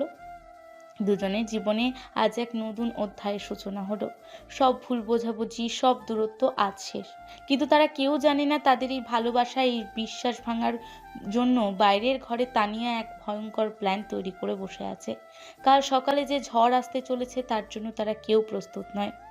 সকালে স্নিগ্ধ রোদে আরিয়ানের ঘরটা আলোকিত হয়ে আছে। জানালার ফাঁক দিয়ে আসা রোদ সরাসরি আরিয়ানের মুখে পড়তেই সে চোখ পিটপিট করে তাকালো। কিন্তু চোখ খুলে সে অবাক। তার বুকের ওপর মাথা রেখে অঘরে ঘুমাচ্ছে রোহিণী। মেয়েটার এলোমেলো চুলগুলো আরিয়ানের মুখের ওপর ছড়িয়ে আছে। কাল রাতের বৃষ্টির পর আজকে সকালটা যেন এক নতুন জীবনের সূচনা। আরিয়ান আলতো করে রোহিণীর কপালে জমে থাকা ঘামের বিন্দুগুলো মুছে দিল। এই পেতনি বউ, উঠবি না? সকাল তো অনেক হলো। আর একটু ঘুমাতে দে না আরিয়ান। তোর বুকে এত শান্তি কেন রে? আমার তো এখান থেকে উঠতেই ইচ্ছে করছে না। উঠবি না মানে? আজ অফিসে যেতে হবে না আমাকে? তুই এভাবে আমাকে জাপটে ধরে রাখলে আমি উঠবো কিভাবে? যাবি না আজ অফিসে? একদিন না গেলে কি তোর বসের কোম্পানি দেউলিয়া হয়ে যাবে? আজ সারা দিন তুই শুধু আমার সাথে থাকবি, আমি তোকে কোথাও যেতে দেব না। রোহিণী চোখ না খুলেই আরিয়ানকে আরো শক্ত করে জড়িয়ে ধরল। আরিয়ান হেসে দিয়ে রোহিণীর চুলে হাত বুলিয়ে দিতে লাগলো। পাগলামি করিস না রোহিণী, আমি একটা মধ্যবিত্ত ঘরের ছেলে। আমার একদিনের ছুটি মানে সংসারের অনেক বড় ক্ষতি। আমাকে তো এখন তোর শখও পূরণ করতে হবে, তাই না? আমার কোনো শখ নেই রে বোকা, তুই শুধু আমাকে এইভাবে ভালোবাসবি, এটাই আমার সবচেয়ে বড় শখ। আর শোন, কাল রাতের পর তুই কিন্তু আমার কাছে আর বন্ধু নোস, তুই আমার সব। তুই যদি কখনো আমাকে ছেড়ে যাস, আমি কিন্তু সত্যি সত্যি মরে যাব। পাগল মেয়ে, আমি তোকে ছেড়ে কোথায় যাব? তুই তো আমার ঘাড়ের এমন ভূত যাকে কোনো ওঝাই ছাড়াতে পারবে না। যা এবার ওঠ, ফ্রেশ হয়ে নে, আমি বাইরে যাচ্ছি। আরিয়ান রোহিণীর কপালে একটা দীর্ঘ চুমু এঁকে দিয়ে বিছানা থেকে উঠে দাঁড়ালো। রোহিণী লাজুক হেসে চোখ খুলল। আরিয়ান ঘর থেকে বের হতেই ড্রয়িং রুমে তানিয়া ভাবির মুখোমুখি হলো। তানিয়া আর চোখে আরিয়ানের হাসি মাখা মুখটা খেয়াল করলো। তার বুকের ভেতর ঈর্ষার আগুন দাউ দাউ করে জ্বলে উঠল। কি রে দেবর সাহেব, সকাল সকাল মুখ তো একদম উজ্জ্বল হয়ে আছে। নতুন বইয়ের আদর মনে হয় একটু বেশি জুটেছে কপালে। ভাবি, সকাল সকাল আপনার এই খোঁটা দেওয়ার স্বভাবটা কি কখনো বদলাবে না? আমার স্ত্রীর সাথে আমার সম্পর্ক কেমন হবে সেটা নিয়ে তো আপনার মাথা ঘামানোর কথা না। আমি আর মাথা ঘামাতে যাব কেন? আমি শুধু ভাবছি, বড় লোকের মেয়ে, কয়দিন এই গরিবের ঘরে রোমান্স করবে? যেদিন মেকআপের টাকা ফুরাবে সেদিন বুঝবি ভালোবাসা কারে কয়। আরিয়ান আর কোনো কথা না বাড়িয়ে বাথরুমের দিকে চলে গেল। তানিয়ার আগে গিজগিজ করতে করতে নিজের ঘরে ঢুকলো। সেখানে তার ছোট বোন শায়লা আর রোহিণীর মামাতো বোন মায়া বসেছিল। মায়া আরিয়ানের উপর আগে থেকেই দুর্বল। রোহিণী আরিয়ানের ঘরে আসায় মায়া ভেতরে ভেতরে জ্বলে পুড়ে ছাই হয়ে যাচ্ছে। দেখলেন তো তানিয়া ভাবি, আমি বলেছিলাম না রোহিণী এত সহজে আরিয়ানকে ছাড়বে না। ও ইচ্ছে করে বিয়ের আসর থেকে পালিয়েছে শুধু আরিয়ানকে ফাঁসানোর জন্য। আমি সব বুঝতে পারছি মায়া, ওই মেয়েটা খুব চালাক। আরিয়ান তো বোকা, ওই রূপের ফাঁদে পড়ে গলে গেছে। কিন্তু আমি তানিয়া বেঁচে থাকতে ওদের এত সহজে সুখের সংসার করতে দিব না।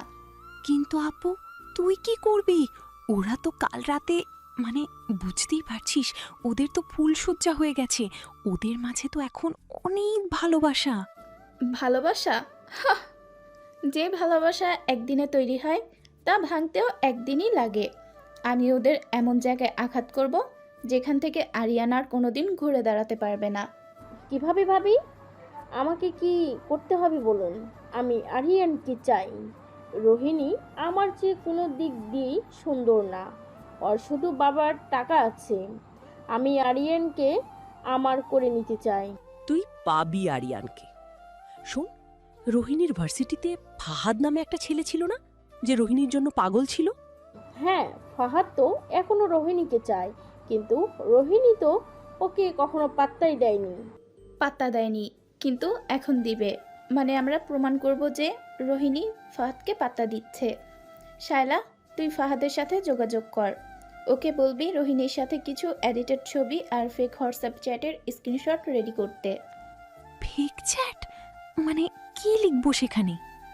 লিখবি, ফাহাদ, আমি আরিয়ানকে বিয়ে করেছি শুধু জিসানের হাত থেকে বাঁচার জন্য। আমি এই গরিবের বাড়িতে থাকতে পারছি না। তুমি আমাকে এখান থেকে নিয়ে যাও। আমি শুধু তোমাকেই ভালোবাসি। ও মাই গড ভাবি, আপনি তো জিনিয়াস। আরিয়ান এমনিতেই শান্ত, কিন্তু ওর আত্মসম্মান বোধ অনেক বেশি। ও যদি একবার বিশ্বাস করে যে রোহিণী ওকে টাকার জন্য আর ফাহাদের জন্য ঠকাচ্ছে, ও রোহিণীকে এক সেকেন্ডও এই বাড়িতে রাখবে না। একদম ঠিক। আরিয়ান নিজ হাতে ওর ওই জেদি বউকে ঘাড় ধাক্কা দিয়ে বের করবে।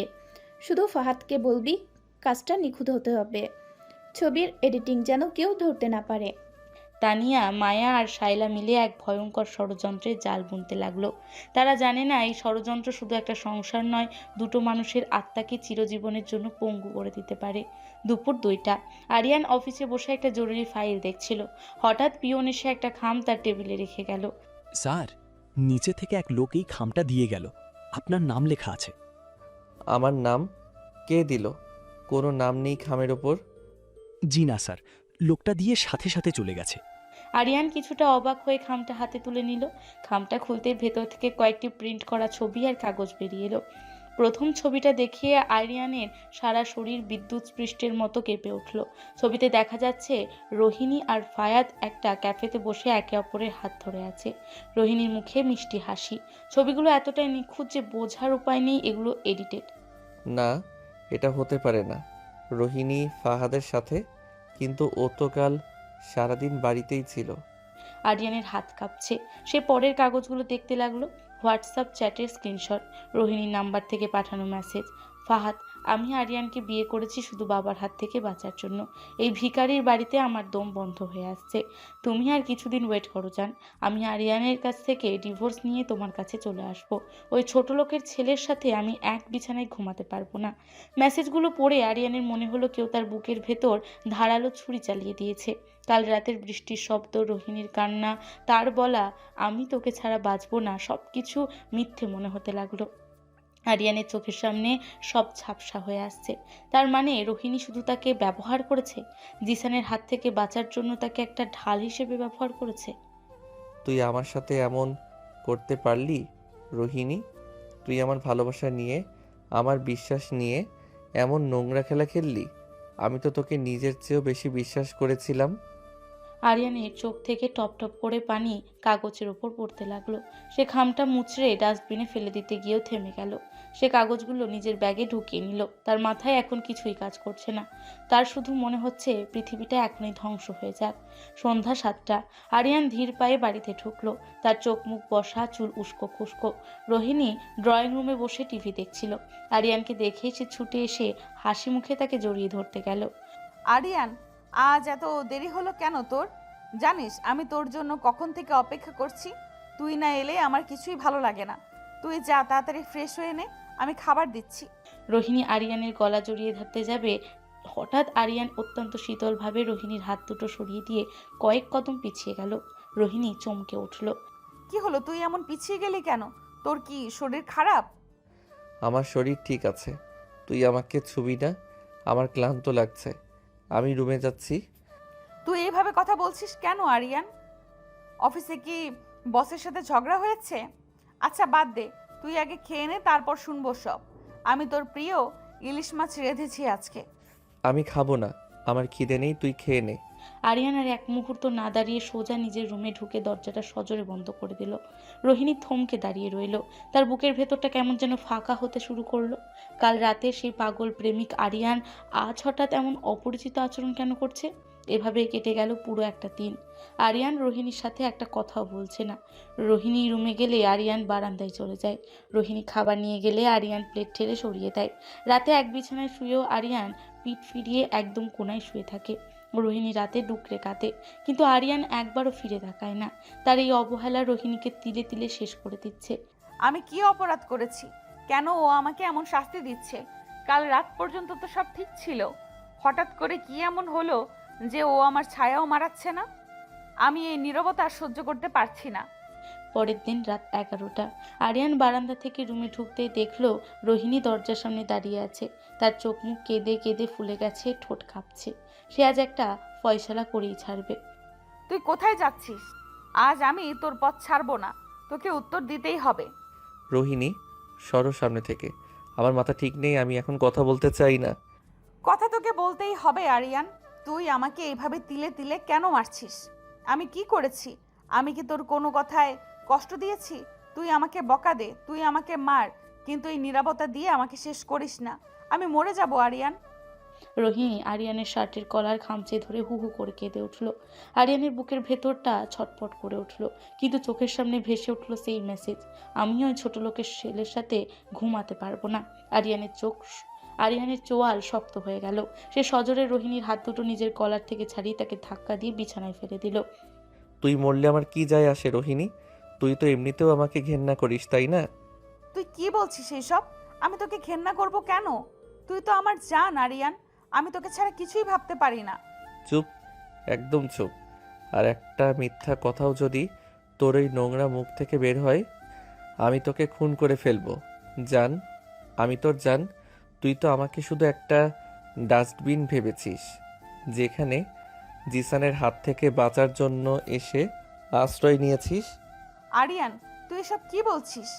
কে বলেছে তোকে এইসব? আমি তোকে ভালোবেসে এসেছি। ভালোবাসা? তুই আমাকে ভালোবাসিস? হা হা হা। আরিয়ান পাগলের মতো হাসতে হাসতে নিজের ব্যাগ থেকে সেই খামটা বের করে রোহিণীর মুখের ওপর ছুঁড়ে মারল। ছবি আর কাগজগুলো বিছানায় ছড়িয়ে পড়ল। দেখ, নিজের নোংরামির প্রমাণ নিজের চোখে দেখ। তুই আমাকে ভালোবাসিস? তাহলে ফাহাদের সাথে এসব কি? রোহিণী কাঁপা কাঁপা হাতে ছবিগুলো আর চ্যাটের প্রিন্টগুলো হাতে নিল। কাগজগুলো দেখে রোহিণীর চোখ কপালে ওঠার জোগাড়। তার হাত থেকে কাগজগুলো খসে পড়ল। না আরিয়ান, বিশ্বাস কর, এগুলো মিথ্যা। আমি ফারহানের সাথে কখনো দেখা করিনি। আর এই মেসেজগুলো আমি পাঠাইনি আরিয়ান। কেউ আমার নাম্বার ফেক করে তোকে পাঠিয়েছে। বিশ্বাস কর আমাকে। বিশ্বাস? আর কত বোকা বানাবি তুই আমাকে রোহিণী? আমি জানতাম তুই বড় লোকের মেয়ে, তুই আমার এই গরিবের ঘরে মানিয়ে নিতে পারবি না, কিন্তু তুই এতটা নিচে নামবি আমি ভাবতেও পারিনি। তুই আমার পিঠে ছুরি মেরেছিস রোহিণী। আমি ছুরি মারিনি আরিয়ান। তুই আমাকে চিনিস না? তুই তো আমার ছোটবেলার বন্ধু। আমি কি কখনো এমন কাজ করতে পারি? কেউ আমাদের আলাদা করার জন্য ষড়যন্ত্র করছে আরিয়ান। প্লিজ তুই একটু ঠান্ডা মাথায় ভাব। রোহিণী বিছানা থেকে নেমে আরিয়ানের পায়ের কাছে ফ্লোরে বসে পড়ল। সে আরিয়ানের দুই পা জড়িয়ে ধরে ফুপিয়ে কাঁদতে লাগলো। আমাকে ভুল বুঝিস না আরিয়ান, তুই ছাড়া আমার আর কেউ নেই এই পৃথিবীতে। তুই আমাকে যা বলবি আমি তাই করব, কিন্তু আমাকে এইভাবে অবিশ্বাস করিস না। আমার বুকটা ফেটে যাচ্ছে রে। তোর বুক ফেটে যাচ্ছে আর আমার কি হচ্ছে সেটা তুই বুঝতে পারছিস? আমি তোকে নিজের সম্মান বানিয়েছিলাম, আমি সবার সামনে তোকে বুকে টেনে নিয়েছিলাম, আর তুই আমাকে ফাহাদের কাছে বিক্রি করে দিলি। তুই আমার দারিদ্র নিয়ে ফাহাদের কাছে হাসাহাসি করেছিস। না, আমি কখনো তোর দারিদ্র নিয়ে কিছু বলিনি। তুই তো জানিস টাকার প্রতি আমার কোনো লোভ নেই। তুই আমাকে ছুঁয়ে বল, তুই সত্যি বিশ্বাস করিস আমি ফাহাদের সাথে তোকে ঠকাচ্ছি? আমি আমার নিজের চোখকে বিশ্বাস করি, আর প্রমাণ আমার সামনে। তুই খুব ভালো অভিনয় করতে পারিস রোহিণী। কাল রাতের তোর ওই কান্নার নাটকটাও দারুণ ছিল। তুই আমাকে ব্যবহার করেছিস। আমি ভেবেছিলাম আমি শুধু টাকা পয়সাতেই গরিব, আজ বুঝলাম আমি ভাগ্যটাই গরিব নিয়ে জন্মেছি। আরিয়ান প্লিজ, আমাকে একটা সুযোগ দে, আমাকে অন্তত প্রমাণ করতে দে যে আমি নির্দোষ। তুই আমাকে এইভাবে ছুঁড়ে ফেলে দিস না। তোর সাথে আর কোনো সম্পর্ক নেই আমার। আমি তোকে ডিভোর্স দিব না, কারণ আমি চাই তুই এই বাড়িতেই থাক। আর রোজ আমি তোকে মনে করিয়ে দিব তুই কতটা জঘন্য একটা মেয়ে। আরিয়ান কথাগুলো বলে আর এক মুহূর্ত সেখানে দাঁড়ালো না। সে গটগট করে রুম থেকে বেরিয়ে ড্রয়িং রুমের দিকে চলে গেল। রোহিণী ফ্লোরে পড়ে থাকা ছবিগুলোর দিকে তাকিয়ে স্তব্ধ হয়ে বসে রইল। তার চোখের পানিও যেন শুকিয়ে গেছে। তার মনে হচ্ছে কেউ তাকে জীবন্ত কবর দিয়ে দিয়েছে। তুই আমাকে অবিশ্বাস করলি আরিয়ান। তুই বাইরের মানুষের পাঠানো কাগজ দেখে আমাকে বিচার করলি। যে ভালোবাসায় বিশ্বাস নেই সে ভালোবাসার কোনো দরকার নেই। রোহিণী দুই হাত দিয়ে নিজের মুখ ঢেকে এমনভাবে আর্তনাদ করে উঠল যা শুনে পৃথিবীর যে কোনো কঠিন মানুষের বুকও কেঁপে উঠবে। কিন্তু সেই আর্তনাদ আরিয়ানের বন্ধ দরজার ওপাশে পৌঁছালো না। তানিয়া আড়াল থেকে সব দেখল এবং তার মুখে এক পৈশাচিক হাসি ফুটে উঠল। তার ষড়যন্ত্র শতভাগ সফল। আরিয়ান আর রোহিণীর মাঝে এখন এক বিশাল দেয়াল, যা ভাঙা প্রায় অসম্ভব। সকাল 8টা, পুরো বাড়ি এখনো নীরব। আরিয়ানের ঘরের দরজা খোলা। রোহিণী ফ্লোরে বসে নিজের ছোট্ট ট্রলি ব্যাগে কাপড় গোছাচ্ছে। তার চোখে কোনো পানি নেই, চোখের নিচে কালি জমেছে, দৃষ্টি শূন্য। সে একটা জীবন্ত লাশের মতো নড়াচড়া করছে। তানিয়া ড্রয়িং রুম থেকে উকি দিয়ে রোহিণীর গোছগাছ দেখে বাঁকা হাসল। সে ধীর পায়ে ঘরের দরজায় এসে দাঁড়ালো। ও মা, সকাল সকাল এত গোছগাছ কিসের? বাপের বাড়ি রাজপ্রাসাদে ফিরে যাওয়ার প্রস্তুতি চলছে নাকি? আমি তো ভেবেছিলাম বড়লোকের মেয়ে এত সহজে হার মানবে না। ভাবি, দয়া করে এখন আমাকে একটু একা থাকতে দিন। আমার ভেতরে আর কারোর কথার জবাব দেওয়ার মতো কোনো শক্তি অবশিষ্ট নেই। শক্তি থাকবে কোথা থেকে? নিজের আসল রূপ ধরা পড়ে গেলে মানুষের তো এমনিতেই মুখের ভাষা হারিয়ে যায়। তুমি ভেবেছিলে আরিয়ানের মতো একটা বোকা ছেলেকে ইমোশনাল ব্ল্যাকমেল করে বোকা বানাবে? ওর ফ্যামিলি গরিব হতে পারে, কিন্তু ওর আত্মসম্মান আছে। ফাহাদের সাথে প্রেম করে আরিয়ানের বুকে ঘুমানোর স্বপ্ন তোমার আর পূরণ হলো না। রোহিণী ট্রলির চেনটা টেনে আটকে উঠে দাঁড়ালো। সে তানিয়ার দিকে একবার শান্ত দৃষ্টিতে তাকালো। সেই দৃষ্টিতে এতটাই শূন্যতা ছিল যে তানিয়া কয়েক সেকেন্ডের জন্য কিছুটা ঘাবড়ে গেল। আপনি খুশি তো ভাবি? আপনার মনের ইচ্ছা তো পূরণ হলো। আমি তো এই বাড়িতে কোনো অধিকার নিয়ে আসিনি, শুধু একটা মানুষের ভরসায় এসেছিলাম। সেই মানুষটাই যখন আমাকে বিশ্বাস করলো না, তখন আমার আর এখানে থাকার কোনো কারণ নেই। আপনারা সুখে থাকুন। রোহিণী ট্রলিটা হাতে নিয়ে ধীর পায়ে ঘর থেকে বেরিয়ে ড্রয়িং রুমে এলো। আরিয়ান সোফায় বসে শূন্য দৃষ্টিতে জানালার বাইরের দিকে তাকিয়েছিল। রোহিণীকে ট্রলি হাতে বেরিয়ে আসতে দেখে আরিয়ানের বুকের ভেতরটা হঠাৎ করেই মোচড় দিয়ে উঠল। তার মনে হলো কেউ যেন তার শ্বাসযন্ত্রটা চেপে ধরেছে, কিন্তু সে তার নিজের জেদ আর রাগের কারণে এক চুলও নড়ল না। আরিয়ান, আমি যাচ্ছি। যাওয়ার আগে আমাকে জানিয়ে যাওয়ার কোনো দরকার নেই। যার যেখানে জায়গা সে সেখানেই ফিরে যায়। তোর জায়গা এই বস্তিতে কখনো ছিল না। তুই সত্যিই চাস আমি চলে যাই আরিয়ান? তুই কি একবারও নিজের মনকে প্রশ্ন করেছিস আমি সত্যিই এমন কিছু করতে পারি কি না? তোর কি আমার চোখের দিকে তাকিয়ে একবারও মনে হচ্ছে না যে আমি নির্দোষ? আমার চোখের দিকে তাকানোর আর কোনো ইচ্ছে নেই রোহিণী। তুই আমাকে যে কাগজগুলো দিয়েছিস সেগুলো আমার চোখ খুলে দিয়েছে। আমি তোকে এতটাই ভালোবাসতাম যে আমি অন্ধ হয়ে গিয়েছিলাম। ভালোই হয়েছে তুই চলে যাচ্ছিস। আমি অন্তত একটা মিথ্যে সম্পর্কের ঘেরাটোপ থেকে মুক্তি পাবো। আরিয়ানের কথাগুলো রোহিণীর কানে বিষাক্ত তীরের মতো বিঁধল। রোহিণী কয়েক কদম এগিয়ে আরিয়ানের সামনে এসে দাঁড়ালো। তুই আমাকে মুক্তি দিচ্ছিস আরিয়ান? ঠিক আছে, তোর যখন আমাকে আর প্রয়োজন নেই, তখন আমি আর এক মুহূর্তও তোর চোখের সামনে থাকবো না। কিন্তু একটা কথা মনে রাখিস, যেদিন তুই সত্যিটা জানবি, সেদিন তুই বুঝবি তুই আমাকে কতটা ভুল বুঝেছিস। সেদিন তুই আমার এই কান্নার চেয়েও বেশি কাঁদবি। সেদিন তুই আমাকে খুঁজবি, কিন্তু পাবি না আরিয়ান। সেদিনের জন্য তোকে চিন্তা করতে হবে না। তুই শুধু ফাহাদকে বলিস ওরা লুকিয়ে আমার বউয়ের সাথে প্রেম করার দরকার নেই। এখন তোরা স্বাধীন। রোহিণী আরিয়ানের দিকে একদৃষ্টিতে তাকিয়ে রইল, সে আর কোনো কথা বলল না। একটা দীর্ঘশ্বাস ফেলে সে বাড়ির মেন দরজার দিকে এগিয়ে গেল। রহিমা খালার ছোঁয়া দৌড়ে এসে রোহিণীকে জড়িয়ে ধরল। ভাবি, তুই কোথায় যাচ্ছিস? ভাইয়া, তুই আপুকে যেতে দিস না। আপু তো কোনো অন্যায় করেনি। কাঁদিস না ছোঁয়া, তোর ভাইয়ের কাছে আমি অপরাধী। যে বাড়িতে বিশ্বাস নেই সেখানে থাকাটা অপমানের। আমি আর এই অপমান সহ্য করতে পারছি না রে। রহিমা খালা, আমাকে ক্ষমা করে দিও। রোহিণী দরজা খুলে বাইরে পা রাখলো। আরিয়ান একবারের জন্য পেছন ফিরে তাকালো না। কিন্তু দরজাটা যখন বন্ধ হলো, তখন আরিয়ানের মনে হলো তার পুরো পৃথিবীটা এক নিমেষেই অন্ধকারে ঢেকে গেল। সে ধপ করে সোফায় বসে পড়ল। 2 দিন কেটে গেছে। রোহিণী চলে যাওয়ার পর আরিয়ানের অবস্থা পাগলের মতো হয়ে গেছে। সে অফিসে যায় না, ঠিকমতো খায় না, সারাদিন শুধু নিজের ঘরে দরজা বন্ধ করে বসে থাকে। রোহিণীর ফেলে যাওয়া একটা লাল টিপ আয়নার কোণায় লেগে আছে। আরিয়ান সেই টিপটার দিকে তাকিয়ে থাকে আর নীরবে কাঁদে। রোহিণীর গায়ের সেই মিষ্টি সুবাস এখনো যেন ঘরের প্রতিটি কোণায় জড়িয়ে আছে। তুই এত খারাপ কেন রোহিণী? তুই আমাকে ঠকিয়ে চলে গেলি, অথচ আমার কেন তোকে এত মনে পড়ছে? আমার কেন মনে হচ্ছে তুই ছাড়া আমার এই বেঁচে থাকাটার কোনো অর্থ নেই? আমি তোকে কেন ভুলতে পারছি না? আরিয়ান টুকরে কেঁদে উঠল। সে বিছানায় পড়ে থাকা রোহিণীর একটা ওড়না বুকে চেপে ধরে বাচ্চাদের মতো কাঁদতে লাগলো। হঠাৎ দরজায় কড়া নাড়ার শব্দ হলো। আরিয়ান চোখ মুছে দরজা খুলতেই দেখলো দাদা ভাই দাঁড়িয়ে আছেন। ঘরে তো অন্ধকার করে রেখেছিস কেন আরিয়ান? জানালাগুলো খুলে দে, বাইরে আলো আসতে দে। দাদা ভাই, আমার আলো ভালো লাগছে না, আমার কিছু ভালো লাগছে না। তোর ভালো লাগবে কথা থেকে? তুই তোর জীবনের সবচেয়ে বড় আলোটাই নিজের হাতে গলা টিপে মেরেছিস। আপনিও আমাকে ভুল বুঝছেন দাদা ভাই। আমি ওকে গলা টিপে মেরেছি? ও তো আমাকে ধোঁকা দিয়েছে। ও ফাহাদের সাথে প্রেম করেছে। তুই কি নিজে তোর চোখে দেখেছিস ওকে ফাহাদের সাথে? ছবি দেখেছি দাদা ভাই, ওর পাঠানো মেসেজ দেখেছি, প্রমাণ তো আমার কাছেই আছে। প্রমাণ? হা হা হা, তুই তো একটা গর্দবারিয়ান। তুই এতে পড়াশোনা করছিস কিন্তু তোর কোনো কমন সেন্স নেই। তুই একটা কাগজে প্রিন্ট করা ছবি আর কিছু টেক্সট দেখে তোর বুকে বিচার করলি যে মেয়েটা বিয়ের আসর থেকে তোর ভরসায় পালিয়ে আসতে পারে। সে মেয়ে তোর টাকার অভাবে অন্য ছেলের কাছে যাবে? কিন্তু দাদা ভাই, ছবিগুলো এত নিখুঁত। আমি তো নিখুঁত জিনিসই সবচেয়ে বেশি সন্দেহজনক হয়। তুই কি একবারও ছবিগুলোর পেছনে সত্যটা জানার চেষ্টা করেছিস? তুই কি ফাদের সাথে কথা বলেছিস, নাকি নিজের ইগোর কাছে হেরে গিয়ে মেয়েটাকে ঘাড় ধাক্কা দিয়ে বের করে দিলি?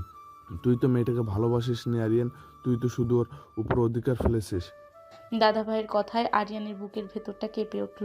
সত্যি তো, সে তো একবারও ফাহাদকে বা কাউকে কিছু জিজ্ঞেস করেনি। সে সরাসরি রোহিণীকে দোষারোপ করেছে। ঠিক সেই মুহূর্তে আরিয়ানের পরম বন্ধু সাগর হুড়মুড় করে ঘরে ঢুকলো। সাগরের হাতে একটা খাম। আরিয়ান, তুই নাকি রোহিণীকে বাড়ি থেকে বের করে দিয়েছিস? তুই কি পাগল হয়েছিস ভাই? সাগর, তুই আমাকে জ্ঞান দিতে আসিস না। তুই জানিস ও কি করেছে? আমি সব জানি। ছোঁয়া আমাকে সব বলেছে। আর ছোঁয়ার কাছ থেকে আমি এই ছবিগুলো আর চ্যাটের কপিগুলো নিয়েছিলাম। তুই তো একটা আস্ত গাদা আরিয়ান। তুই এই সস্তা এডিটিং বিশ্বাস করলি? সস্তা এডিটিং মানে? তুই কি বলছিস সাগর? তুই ভালো করে এই ছবিটার দিকে তাকা। রোহিণী আর ফাহাদ যে ক্যাফেতে বসে আছে তার নাম ব্লু মুন। আমি খোঁজ নিয়ে দেখেছি এই ক্যাফেটা গত 1 মাস ধরে রেগুলেশনের জন্য বন্ধ। ক্যাফের ভিতরে কাজ চলছে। আর তোর ছবিতে ক্যাফে একদম নতুন জমজমাট দেখাচ্ছে। সাগরের কথা শুনে আরিয়ানের মাথার উপর যেন আকাশ ভেঙে পড়ল। তার হাত কাঁপতে শুরু করলো। আর এই হোয়াটসঅ্যাপ চ্যাট, তুই খেয়াল করেছিস মেসেজগুলো পাঠানোর টাইম আর ডেট? এই মেসেজটা যে টাইমে ফাহাদকে পাঠানো হয়েছে ঠিক সেই টাইমে তুই আর রোহিণী বসে পার্কে বাদাম খাচ্ছিলি। আমি তো তোদের নিজের চোখে দেখেছি সেদিন। রোহিণীর ফোন তো তোর কাছেই ছিল, ও মেসেজ করবে কিভাবে? সাগর, তুই কি বলছিস এসব? তার মানে এই ছবিগুলো সব মিথ্যা? কেউ খুব সুকল্পিতভাবে তোদেরকে ফাঁসিয়েছে আরিয়ান। কেউ চেয়েছে তোদের দুজনের সম্পর্কটা ভেঙে যাক। আর তুই এতটাই বোকা যে তুই তাদের ফাঁদা পা দিয়েছিস। আরিয়ানের দুই কান দিয়ে যেন ধোঁয়া বের হতে লাগলো। তার মনে হলো পৃথিবীর সবচেয়ে বড় অপরাধী সে নিজে। রোহিণী তার পায়ে ধরে কেঁদেছিল, তাকে বিশ্বাস করতে বলেছিল, আর সে তাকে ধাক্কা দিয়ে ফেলে দিয়েছিল। আমি শেষ হয়ে গেছি সাগর।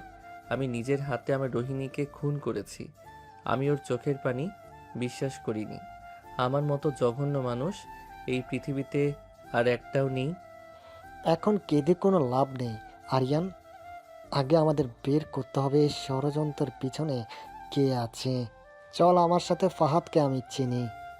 ওর বাবার একটা ফ্যাক্টরি আছে, আমি জানি ওকে কোথায় পাওয়া যাবে। আরিয়ানের এক সেকেন্ডও সময় নষ্ট করলো না। সে সাগরের সাথে পাগলের মতো দৌড়ে বাড়ি থেকে বেরিয়ে গেল। ফাহাদের বাবার পুরনো ফ্যাক্টরির পেছনে একটা আড্ডার জায়গা আছে। আরিয়ান আর সাগর সেখানে পৌঁছাতে দেখলো ফাহাদ তার কয়েকজন বন্ধুর সাথে বসে সিগারেট টানছে। আরিয়ান কোনো কথা না বলে সরাসরি ফাহাদের ওপর বাঘের মতো ঝাঁপিয়ে পড়ল। কে রে তুই? ছাড় আমাকে। আরিয়ান ফাহাদের কলার চেপে ধরে তার মুখে সজোরে একটা ঘুষি বসিয়ে দিল। ফাহাদের ঠোঁট ফেটে রক্ত বের হতে লাগলো। ফাহাদের বন্ধুরা এগিয়ে আসতে নিলে সাগর একটা লোহার রড হাতে নিয়ে তাদের আটকে দিল। তোর এত বড় সাহস, তুই আমার বউকে নিয়ে ষড়যন্ত্র করিস? তুই ফেক ছবি আর মেসেজ বানিয়ে আমাকে পাঠাস? আজ আমি তোকে জ্যান্ত পুঁতে ফেলবো। আরিয়ান ভাই, আমাকে ছাড়ুন, আমি কিছু করিনি, আমাকে প্লিজ মারবেন না। আরিয়ান ফাহাদকে মাটিতে ফেলে তার বুকের উপর উঠে বসলো।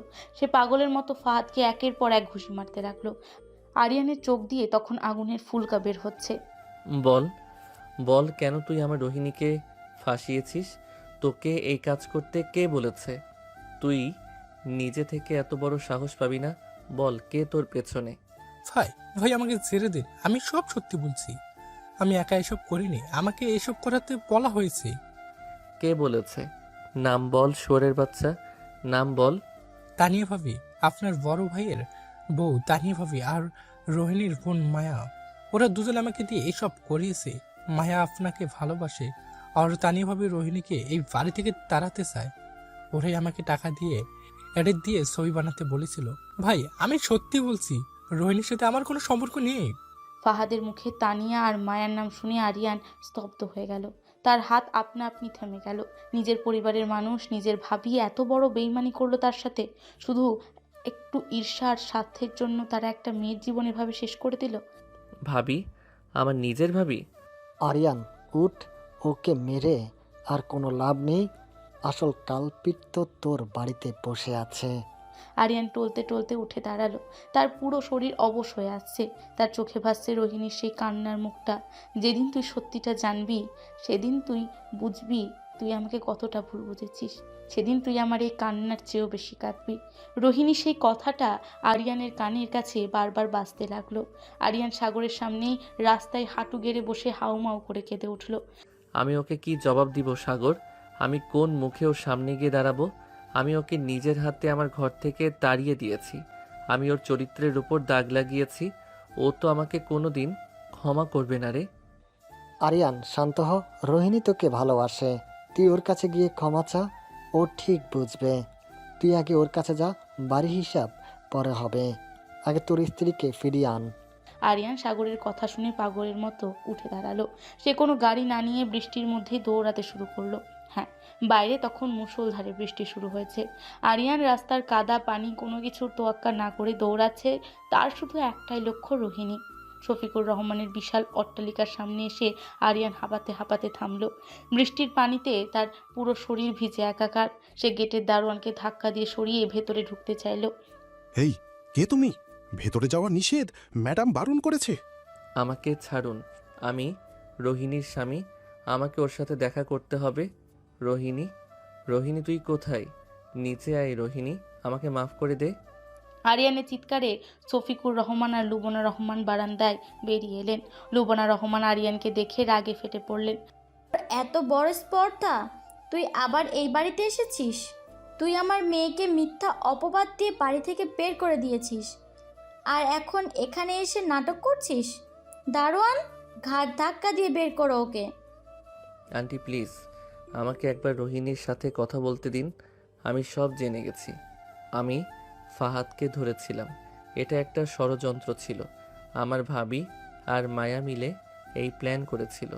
আমি নির্দোষ আন্টি। আমি শুধু রোহিণীকে একটাবার দেখতে চাই। আরিয়ান, তুমি এখন যাও। রোহিণী ভালো নেই, ও তোমার সাথে কোনো কথা বলবে না। আঙ্কেল, আমি ওকে না নিয়ে যাব না।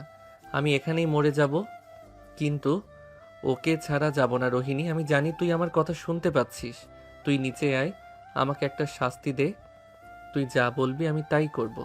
আরিয়ান বৃষ্টির মধ্যে গেটের সামনে হাঁটু গেড়ে বসে টুকরে কাঁদতে লাগলো। তার কান্না বৃষ্টির শব্দের চেয়েও তীব্র হয়ে উঠল। হঠাৎ মেন দরজাটা খুলে গেল। রোহিণী ধীর পায়ে বৃষ্টির মধ্যে বেরিয়ে এলো। তার পরনে একটা সাদা রঙের সাধারণ সালোয়ার কামিজ, চুলগুলো এলোমেলো, চোখের দৃষ্টি এখনও সেই আগের মতোই শূন্য। রোহিণী ছাতা ছাড়াই আরিয়ানের সামনে এসে দাঁড়ালো। রোহিণী, আমাকে মাফ করে দে। আমি একটা জানোয়ার, আমি একটা গাধা। আমি তোকে চিনতে পারিনি। আমি তোর চোখের পানি বিশ্বাস করিনি। তুই আমাকে মার রোহিণী, তুই আমাকে খুন করে ফেল, কিন্তু আমাকে ছেড়ে যাস না। আরিয়ান রোহিণীর পা জড়িয়ে ধরে হাউমাউ করে কাঁদতে লাগলো। রোহিণী কোনো নড়াচড়া করলো না। সে অত্যন্ত শীতলভাবে আরিয়ানের দিকে তাকালো। তুই এখানে কেন এসেছিস আরিয়ান? আমার ফাহাদের সাথে দেখা করার কথা ছিল। তুই তো আমাকে স্বাধীন করে দিয়েছিস। তুই তো বলেছিলি আমি একটা জঘন্য মেয়ে। তাহলে জঘন্য মেয়ের কাছে আবার ফিরে এলি কেন? প্লিজ রোহিণী, আর এসব বলিস না। আমার বুকটা ছিঁড়ে যাচ্ছে। আমি সব জানতে পেরেছি। আমি ফাহাদকে পিটিয়েছি। আমি জানি তানিয়া ভাবি এসব করিয়েছে। আমি ওদের কাউকে ছাড়বো না। আমি আজই তানিয়া ভাবিকে পুলিশে দিব। তুই চল আমার সাথে। তুই সত্যি অনেক বোকা আরিয়ান। তুই ভাবছিস সমস্যাটা তানিয়া ভাবি আর ফাহাদ। না আরিয়ান, সমস্যাটা তুই আর আমি। রোহিণী, তুই কি বলছিস? তুই ফাহাদকে মেরেছিস, তানিয়া ভাবিকে বাড়ি থেকে বের করে দিবি, কিন্তু তোর নিজের মনের ভেতরে যে সন্দেহ আর অবিশ্বাসের বীজ ঢুকে আছে, সেটা কিভাবে বের করবি আরিয়ান? কাল যদি আবার অন্য কেউ আমার নামে মিথ্যা কোনো ছবি নিয়ে আসে, তুই আবারও আমাকে বাড়ি থেকে ঘাট ধাক্কা দিয়ে বের করে দিবি, তাই না? না রোহিণী, আমি তোকে ছুঁয়ে প্রমিস করছি, আমি জীবনেও আর তোকে অবিশ্বাস করব না।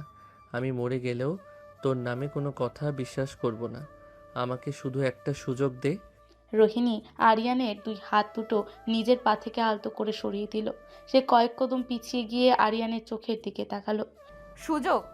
ভালোবাসায় কোনো সেকেন্ড চান্স হয় না আরিয়ান। আমি তোকে আমার বন্ধু ভেবেছিলাম, আমার স্বামী মেনেছিলাম। আমি আমার বাবার এত বড় সাম্রাজ্য ছেড়ে তোর এই ছোট্ট ঘরে গিয়েছিলাম শুধু একটা আশ্রয়ের খোঁজে। আমি ভেবেছিলাম তুই আমাকে বিশ্বাস করবি, কিন্তু তুই আমাকে এমন একটা অপবাদ দিলি যা একটা মেয়ের পক্ষে মেনে নেওয়া অসম্ভব। রোহিণী প্লিজ এমন করিস না। আমি তোকে ছাড়া বাঁচব না রে। তুই বাঁচবি আরিয়ান, খুব ভালোভাবেই বাঁচবি, কিন্তু আমি আর তোর কাছে ফিরে যাব না। তুই ঠিকই বলেছিলি, আমি তোর জীবনে একটা বোঝা ছিলাম। আজ আমি তোকে সেই বোঝা থেকে চিরতরে মুক্তি দিলাম। না, তুই এমন কথা বলতে পারিস না। তুই আমাকে ভালোবাসিস রোহিণী। ভালোবাসতাম, হ্যাঁ, আমি তোকে নিজের চেয়েও বেশি ভালোবাসতাম, কিন্তু যে ভালোবাসায় বিশ্বাস নেই সেই ভালোবাসার কোনো অধিকার নেই আরিয়ান। তোর সাথে আমার গল্প এখানেই শেষ। তুই ভালো থাকিস। রোহিণী আর এক মুহূর্ত দাঁড়ালো না। সে ঘুরে সোজা বাড়ির ভেতর ঢুকে দরজাটা সজোরে বন্ধ করে দিল। আরিয়ান বৃষ্টির মধ্যে পাথরের মতো বসে রইল। তার চোখের সামনে দিয়ে যেন তার পুরো পৃথিবীটা ভেঙে টুকরো টুকরো হয়ে গেল। রোহিণীর শেষ কথাটা তার কানে প্রতিধ্বনিত হতে লাগলো। যে ভালোবাসায় বিশ্বাস নেই সেই ভালোবাসার কোনো অধিকার নেই। আরিয়ানের শূন্যতার হাহাকার বৃষ্টি শব্দে মিশে একাকার হয়ে গেল। রাত 11টা। আরিয়ান বাড়ির ড্রয়িং রুমে এক থমথমে পরিবেশ। বাড়ির সবাই ঘুমাতে যাওয়ার প্রস্তুতি নিচ্ছিল। ঠিক তখনই সদর দরজাটা সজোরে লাথি মেরে খুলে ফেলল আরিয়ান। তার পুরো শরীর বৃষ্টির পানিতে ভেজা, চোখ দুটো জবা ফুলের মতন লাল। তার হাতে ফাহাদের কলার, অন্য হাতে ফাহাদের ফোন। আরিয়ানের পেছন পেছন সাগরও ঢুকলো। আরিয়ানের এমন রুদ্রমূর্তি দেখে আকবর সাহেব, সাইমা বেগম, নিহাল, তানিয়া, ছোয়া এবং দাদাভাই সবাই ড্রয়িং রুমে ছুটে এলেন। আরিয়ান, এসব কি? তুই এত রাতে ভিজে একাকার হয়ে এই ছেলেকে মারতে মারতে বাড়িতে ঢুকিয়েছিস কেন? ছেলেটাকে? এই ছেলেটা কে সেটা আমি বলবো না আব্বু, সেটা বলবে আপনার গুণধর বড় ছেলের বউ তানিয়া ভাবি। বলুন তো এই ছেলেটা কে? আরিয়ানের চিৎকারে পুরো বাড়ি কেঁপে উঠল। তানিয়া ফাহাদকে দেখে ভয়ে এক পা পিছিয়ে গেল। তার মুখ ফ্যাকাশে হয়ে গেল। মায়াও ভয়ে কাঁপতে শুরু করলো। আমি কিভাবে জানবো ওকে? আমি তো ওকে জীবনেও দেখিনি। তুই হঠাৎ করে মাঝরাতে একটা রাস্তার ছেলেকে ধরে এনে আমাকে এসব কি জিজ্ঞেস করছিস? আপনি ওকে চেনেন না? বাহ, খুব সুন্দর অভিনয় করেন তো আপনি ভাবি। সাগর, ফাহাদের ফোনটা দে। সাগর ফাহাদের ফোনটা আনলক করে তানিয়ার চোখের সামনে ধরলো। সেখানে তানিয়া আর ফাহাদের হোয়াটসঅ্যাপ চ্যাটের সব হিস্ট্রি পরিষ্কার দেখা যাচ্ছে। এই নাম্বারটা কার ভাবি? আপনার না? আপনি এই ফাহাদকে টাকা দিয়ে রোহিণী আর ফাহাদের ফেক ছবি বানাতে বলেছিলেন না? ফাহাদকে দিয়ে ফেক মেসেজ পাঠিয়ে আমার স্ত্রীর চরিত্র নিয়ে নোংরামি করেছেন না আপনি? আরিয়ান, তুই এসব কী আবোল তাবোল বকছিস? তোর ভাবি কেন এসব করতে যাবে? ভাইয়া, তোমার স্ত্রী শুধু আমার সংসার ভাঙিনি, সে আমাকে জীবন্ত লাশ বানিয়ে দিয়েছে। সে আর এই মায়া মিলে ফাহাদকে দিয়ে সব ষড়যন্ত্র করেছে যাতে আমি রোহিণীকে ভুল বুঝি। ফাহাদ, বল, সবার সামনে নিজের মুখে বল তুই কি করেছিস। আমাকে মাফ করে দিন আপনারা। আমি রমণীকে ভালোবাসতাম, কিন্তু ও আমাকে পাত্তা দিত না। তানিয়া ভাবি আর মায়া আমাকে বুদ্ধি দেয় যে আমি যদি কিছু ফেক ছবি আর মেসেজ বানিয়ে আরিয়ান ভাইকে পাঠাই, তবে আরিয়ান ভাই রোহিণীকে ডিভোর্স দিয়ে দিবে। তখন আমি রোহিণীকে পাবো আর মায়া আরিয়ান ভাইকে পাবে। আমাকে তানিয়া ভাবি 50,000 টাকাও দিয়েছে এডিটরকে দেওয়ার জন্য। ফাহাদের কথা শুনে ড্রয়িং রুমে সবাই স্তব্ধ হয়ে গেল। আকবর সাহেব বুকে হাত দিয়ে ধপ করে সোফায় বসে পড়লেন। সায়রা বেগম মুখে আঁচল চেপে কাঁদতে লাগলেন। নিহাল রাগে কাঁপতে কাঁপতে তানিয়ার সামনে গিয়ে দাঁড়ালো। তানিয়া, তুই এতটা নিজে নামতে পারলি? আমার ভাইয়ের বইয়ের নামে অপবাদ দিয়ে ওর সংসারটা ভেঙে দিলি। তোর নিজেরও তো একটা মেয়ে আছে। নিহাল, বিশ্বাস করো, আমি শুধু চেয়েছিলাম ওই অহংকারী বড়লোকের মেয়েটা এই বাড়ি থেকে চলে যাক। ও আসার পর থেকে এই বাড়িতে আমার কোনো দামই ছিল না। সবাই শুধু ওকে নিয়েই মেতেছিল। আমি ঈর্ষায় পাগল হয়ে গিয়েছিলাম নিহাল। নিহাল আর নিজেকে কন্ট্রোল করতে পারলো না। সে সজোরে তানিয়ার গালে একটা থাপ্পড় বসিয়ে দিল। থাপ্পড়ের চোটে তানিয়া ফ্লোরে পড়ে গেল। চুপ, একদম চুপ। তোর মতো বিষাক্ত সাপকে আমি আর এক মুহূর্ত আমার ঘরে রাখবো না। তুই আমার ভাইয়ের জীবনটা শেষ করে দিয়েছিস। তুই এখনই এই বাড়ি থেকে বের হয়ে যা। আমাকে মাফ করে দিন নিহাল ভাই। আমি আরিয়ান ভাইকে ভালোবাসতাম বলে অন্ধ হয়ে গিয়েছিলাম। আমাকে বের করে দিবেন না। তুই ভালোবাসার মানে বুঝিস মায়া? যে ভালোবাসায় সম্মান নেই সেটা ভালোবাসা নয়, সেটা স্বার্থপরতা। তোরা আমার বুক থেকে আমার কলিজাটা ছিনিয়ে নিয়েছিস। আমি তোদের কাউকে ছাড়বো না। আরিয়ান, শান্ত হ বাবা। ওদের পাপের শাস্তি ওরা পেয়েছে। আকবর, এই মেয়ে দুটোকে এখনই বাড়ি থেকে বের করে দে। যে মেয়ের অন্য মেয়ের চরিত্রে দাগ লাগাতে পারে তার এই বাড়িতে থাকার কোনো অধিকার নেই। আকবর সাহেবের নির্দেশে নিহাল তানিয়া আর মায়াকে ঘাট ধাক্কা দিয়ে বাড়ি থেকে বের করে দিল। ফাহাদকেও সাগর পুলিশের হাতে তুলে দেওয়ার জন্য নিয়ে গেল। ড্রয়িং রুমে এখন শুধু আয়ানের পরিবার। সবাই অপরাধ বোধে মাথা নিচু করে আছে। আরিয়ান ধপ করে ফ্লোরে বসে পড়ল। তোরা তো ওদের বের করে দিলি, কিন্তু আমার কি হবে? আমি তো রোহিণীকে ফিরিয়ে আনতে পারলাম না। ও আমাকে বলেছে যে ভালোবাসায় বিশ্বাস নেই, সেখানে ও থাকবে না। আমি ওকে অবিশ্বাস করেছি। আমি ওকে ওর বাবার বাড়িতে অপমান করে তাড়িয়েছি। বাবা আরিয়ান, তুই কাঁদিস না। আমরা কাল সকালেই শফিক ভাইয়ের কাছে যাব। আমরা সবাই মিলে রোহিণীর কাছে ক্ষমা চাইবো। মেয়েটা তো তোকে খুব ভালোবাসে রে বাবা। ও ঠিক ফিরে আসবে। না আম্মু, তোমরা কেউ যাবে না। এটা আমার অপরাধ, শাস্তি আমাকেই পেতে হবে। আমি নিজের স্ত্রীর সম্মান রক্ষা করতে পারিনি। আমি নিজে প্রমাণ না করা পর্যন্ত আমি এই বাড়িতে ফিরব না। আরিয়ান আর কোনো কথা না বলে আবার সেই বৃষ্টির মধ্যে বেরিয়ে গেল। রাত তখন 2টো। আরিয়ান শফিকুর রহমানের বাড়ির গেটের সামনে এসে দাঁড়ালো। বৃষ্টি আরও তীব্র হয়েছে। আরিয়ানের শরীর ঠান্ডায় কাঁপছে, কিন্তু সে গেটের গ্রিল ধরে ঠায় দাঁড়িয়ে আছে। এভাবে কেটে গেল পুরো রাত। সকাল 8টা। বৃষ্টি তখনও থামেনি। শফিকুর রহমান ছাতা মাথায় দিয়ে গেটের বাইরে এসে দেখলেন আরিয়ান শীতে কাঁপতে কাঁপতে গেটের পিলারের সাথে হেলান দিয়ে বসে আছে। তার চোখ দুটো অর্ধেক বোঝা, ঠোঁট নীল হয়ে গেছে। আরিয়ান বাবা, তুই এখনো এখানে বসে আছিস? তুই তো মরে যাবি বাবা। ভেতরে আয়। না আঙ্কেল, আমি ভেতরে যাওয়ার যোগ্যতা হারিয়েছি। আমি আপনার মেয়ের চোখের পানি বিশ্বাস করিনি। আমি একটা জঘন্য স্বামী। আমাকে আমার শাস্তি পেতে দিন। বাবারে, তুই তো সব জেনে গেছিস। এটা একটা ষড়যন্ত্র ছিল। তুই তো ইচ্ছে করে ওকে কষ্ট দিসনি। রোহিণী খুব জেদি মেয়ে বাবা।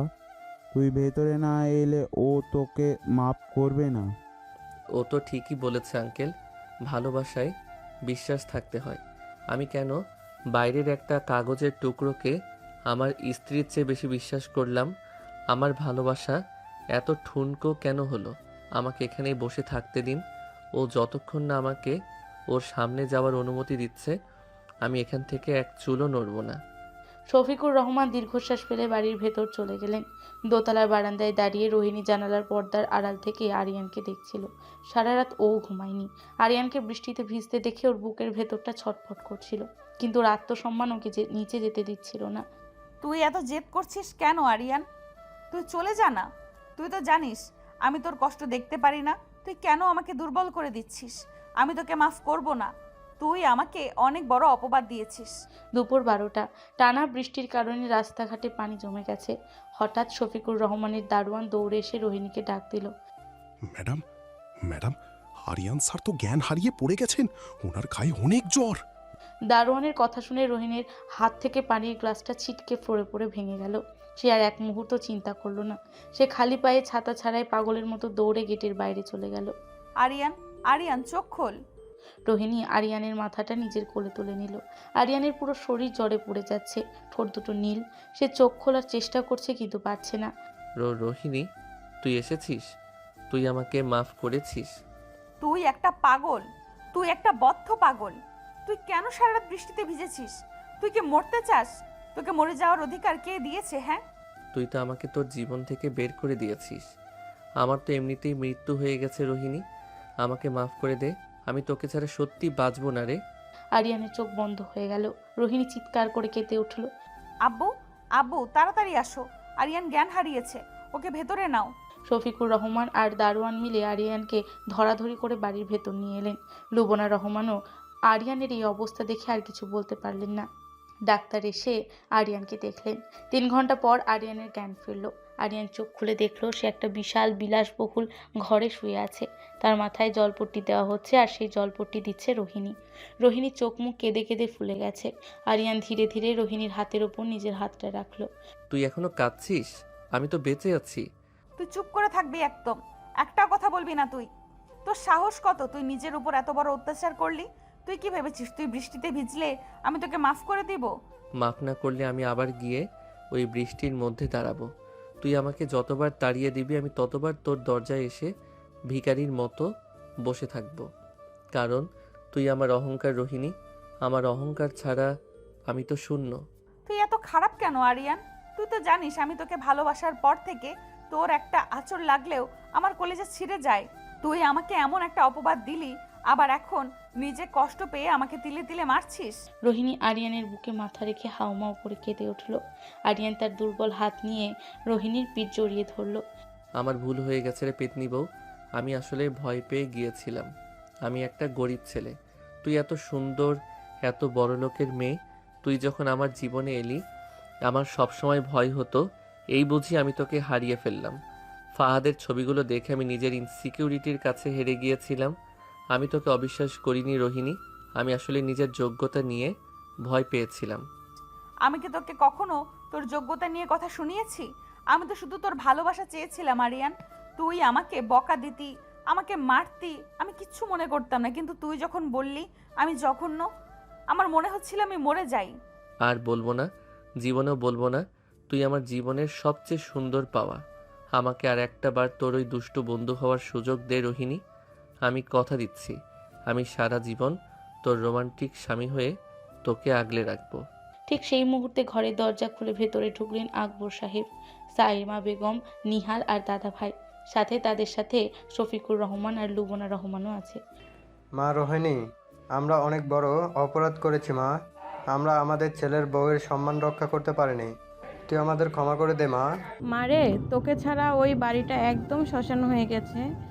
ছোঁয়া সারাদিন শুধু তোর জন্য কাঁদে। তুই আমাদের মাফ করে দে।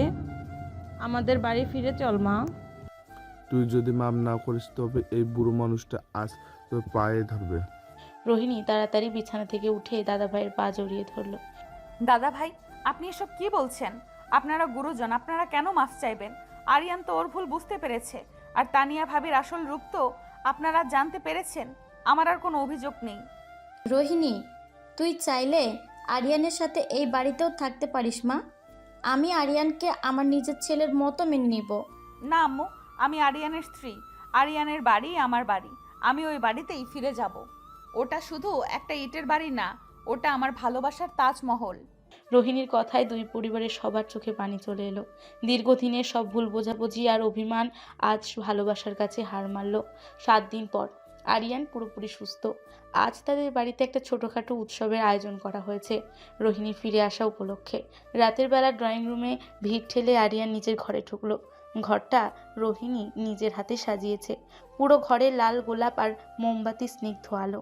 রোহিণী আয়নার সামনে দাঁড়িয়ে নিজের শাড়ি ঠিক করছিল। আরিয়ান ধীর পায়ে পেছন থেকে গিয়ে রোহিণীকে জড়িয়ে ধরল। উফ, আমার বউটাকে আজ এত সুন্দর লাগছে কেন? চোখ তো ফেরাতেই পারছি না। ছাড়ো আরিয়ান, কেউ চলে আসবে, দরজাটা তো অন্তত লক করো। তুই আমাকে ছাড়ো বললি? বাহ, তুই টোকারি থেকে এক লাফে সম্মান। ঘটনা কি মহারানী? ঘটনা কিছুই না। আমি ভাবলাম যে স্বামী আমার জন্য সারা রাত বৃষ্টিতে ভিজে জ্বর বাঁধাতে পারে, তাকে একটু সম্মান তো করাই যায়, তাই না? শুধু সম্মান, আর কিছু জুটবে না কপালে? আরিয়ান রোহিণীকে নিজের দিকে ঘুরিয়ে নিল। রোহিণীর মুখ লজ্জায় লাল হয়ে আছে। সে আরিয়ানের বুকে আলতো করে একটা কিল মারল। অসভ্য ছেলে, এত রোম্যান্স কোথা থেকে শিখলি তুই? আগে তো সারাদিন শুধু বই আর অফিস নিয়ে থাকতি। তুই আবার আমাকে তুই বললি? এই মাত্র না সম্মান দিলি? আমার যতক্ষণ সম্মান দিতে ইচ্ছে করবে ততক্ষণ দিব। তুই আমার ছোটবেলার বন্ধু, তোকে আপনি বা তুমি বললে আমার ফিল আসে না রে। তুই আমার সেই পুরনো আরিয়ানই থাক। আচ্ছা বাবা, তুই যা বলবি তাই। তুই শুধু আমার সাথে থাকিস। তোর এই দুষ্টুমি, তোর এই পাগলামি ছাড়া আমি সত্যিই অচল। আর কোনোদিন আমাকে সন্দেহ করবি? আমি আমার নিজের চোখকে অবিশ্বাস করতে পারি, কিন্তু তোকে না। তুই আমার প্রথম ভালোবাসা, আর তুই আমার শেষ। আর কোনো নীলা বা মায়ার দিকে তাকাবি? আরে বাবা, আমার নিজের ঘরে এত সুন্দরী একটা পেতনি বউ থাকতে আমি অন্য পেতনির দিকে কেন তাকাবো? তুই আমাকে আবার পেতনি বললি? দাঁড়া, দেখাচ্ছি মজা। রোহিণী কৃত্রিম রাগ দেখিয়ে আরিয়ানকে খামচি দিতে গেল। আরিয়ান খিলখিল করে হেসে রোহিণীর 2 হাত ধরে তাকে শূন্যে তুলে নিল। রোহিণীও হাসতে হাসতে আরিয়ানের গলায় হাত জড়িয়ে ধরল। মোমবাতি স্নিগ্ধ আলোয় দুজনের ছায়া এক হয়ে মিশে গেল। অনেক ঝড় তুফান, ষড়যন্ত্র আর কান্নার পর অবশেষে তাদের ভালোবাসার জয় হলো। দুষ্টু বান্ধবী আজ সত্যিই আরিয়ানের জীবনে সবচেয়ে রোমান্টিক এবং ভালোবাসার বউ হয়ে চিরকালের জন্য তার বুকে জায়গা করে নিল। দুজনের এই মিষ্টি হাসির শব্দে যেন পুরো পৃথিবীর সব দুঃখ মুছে গেল।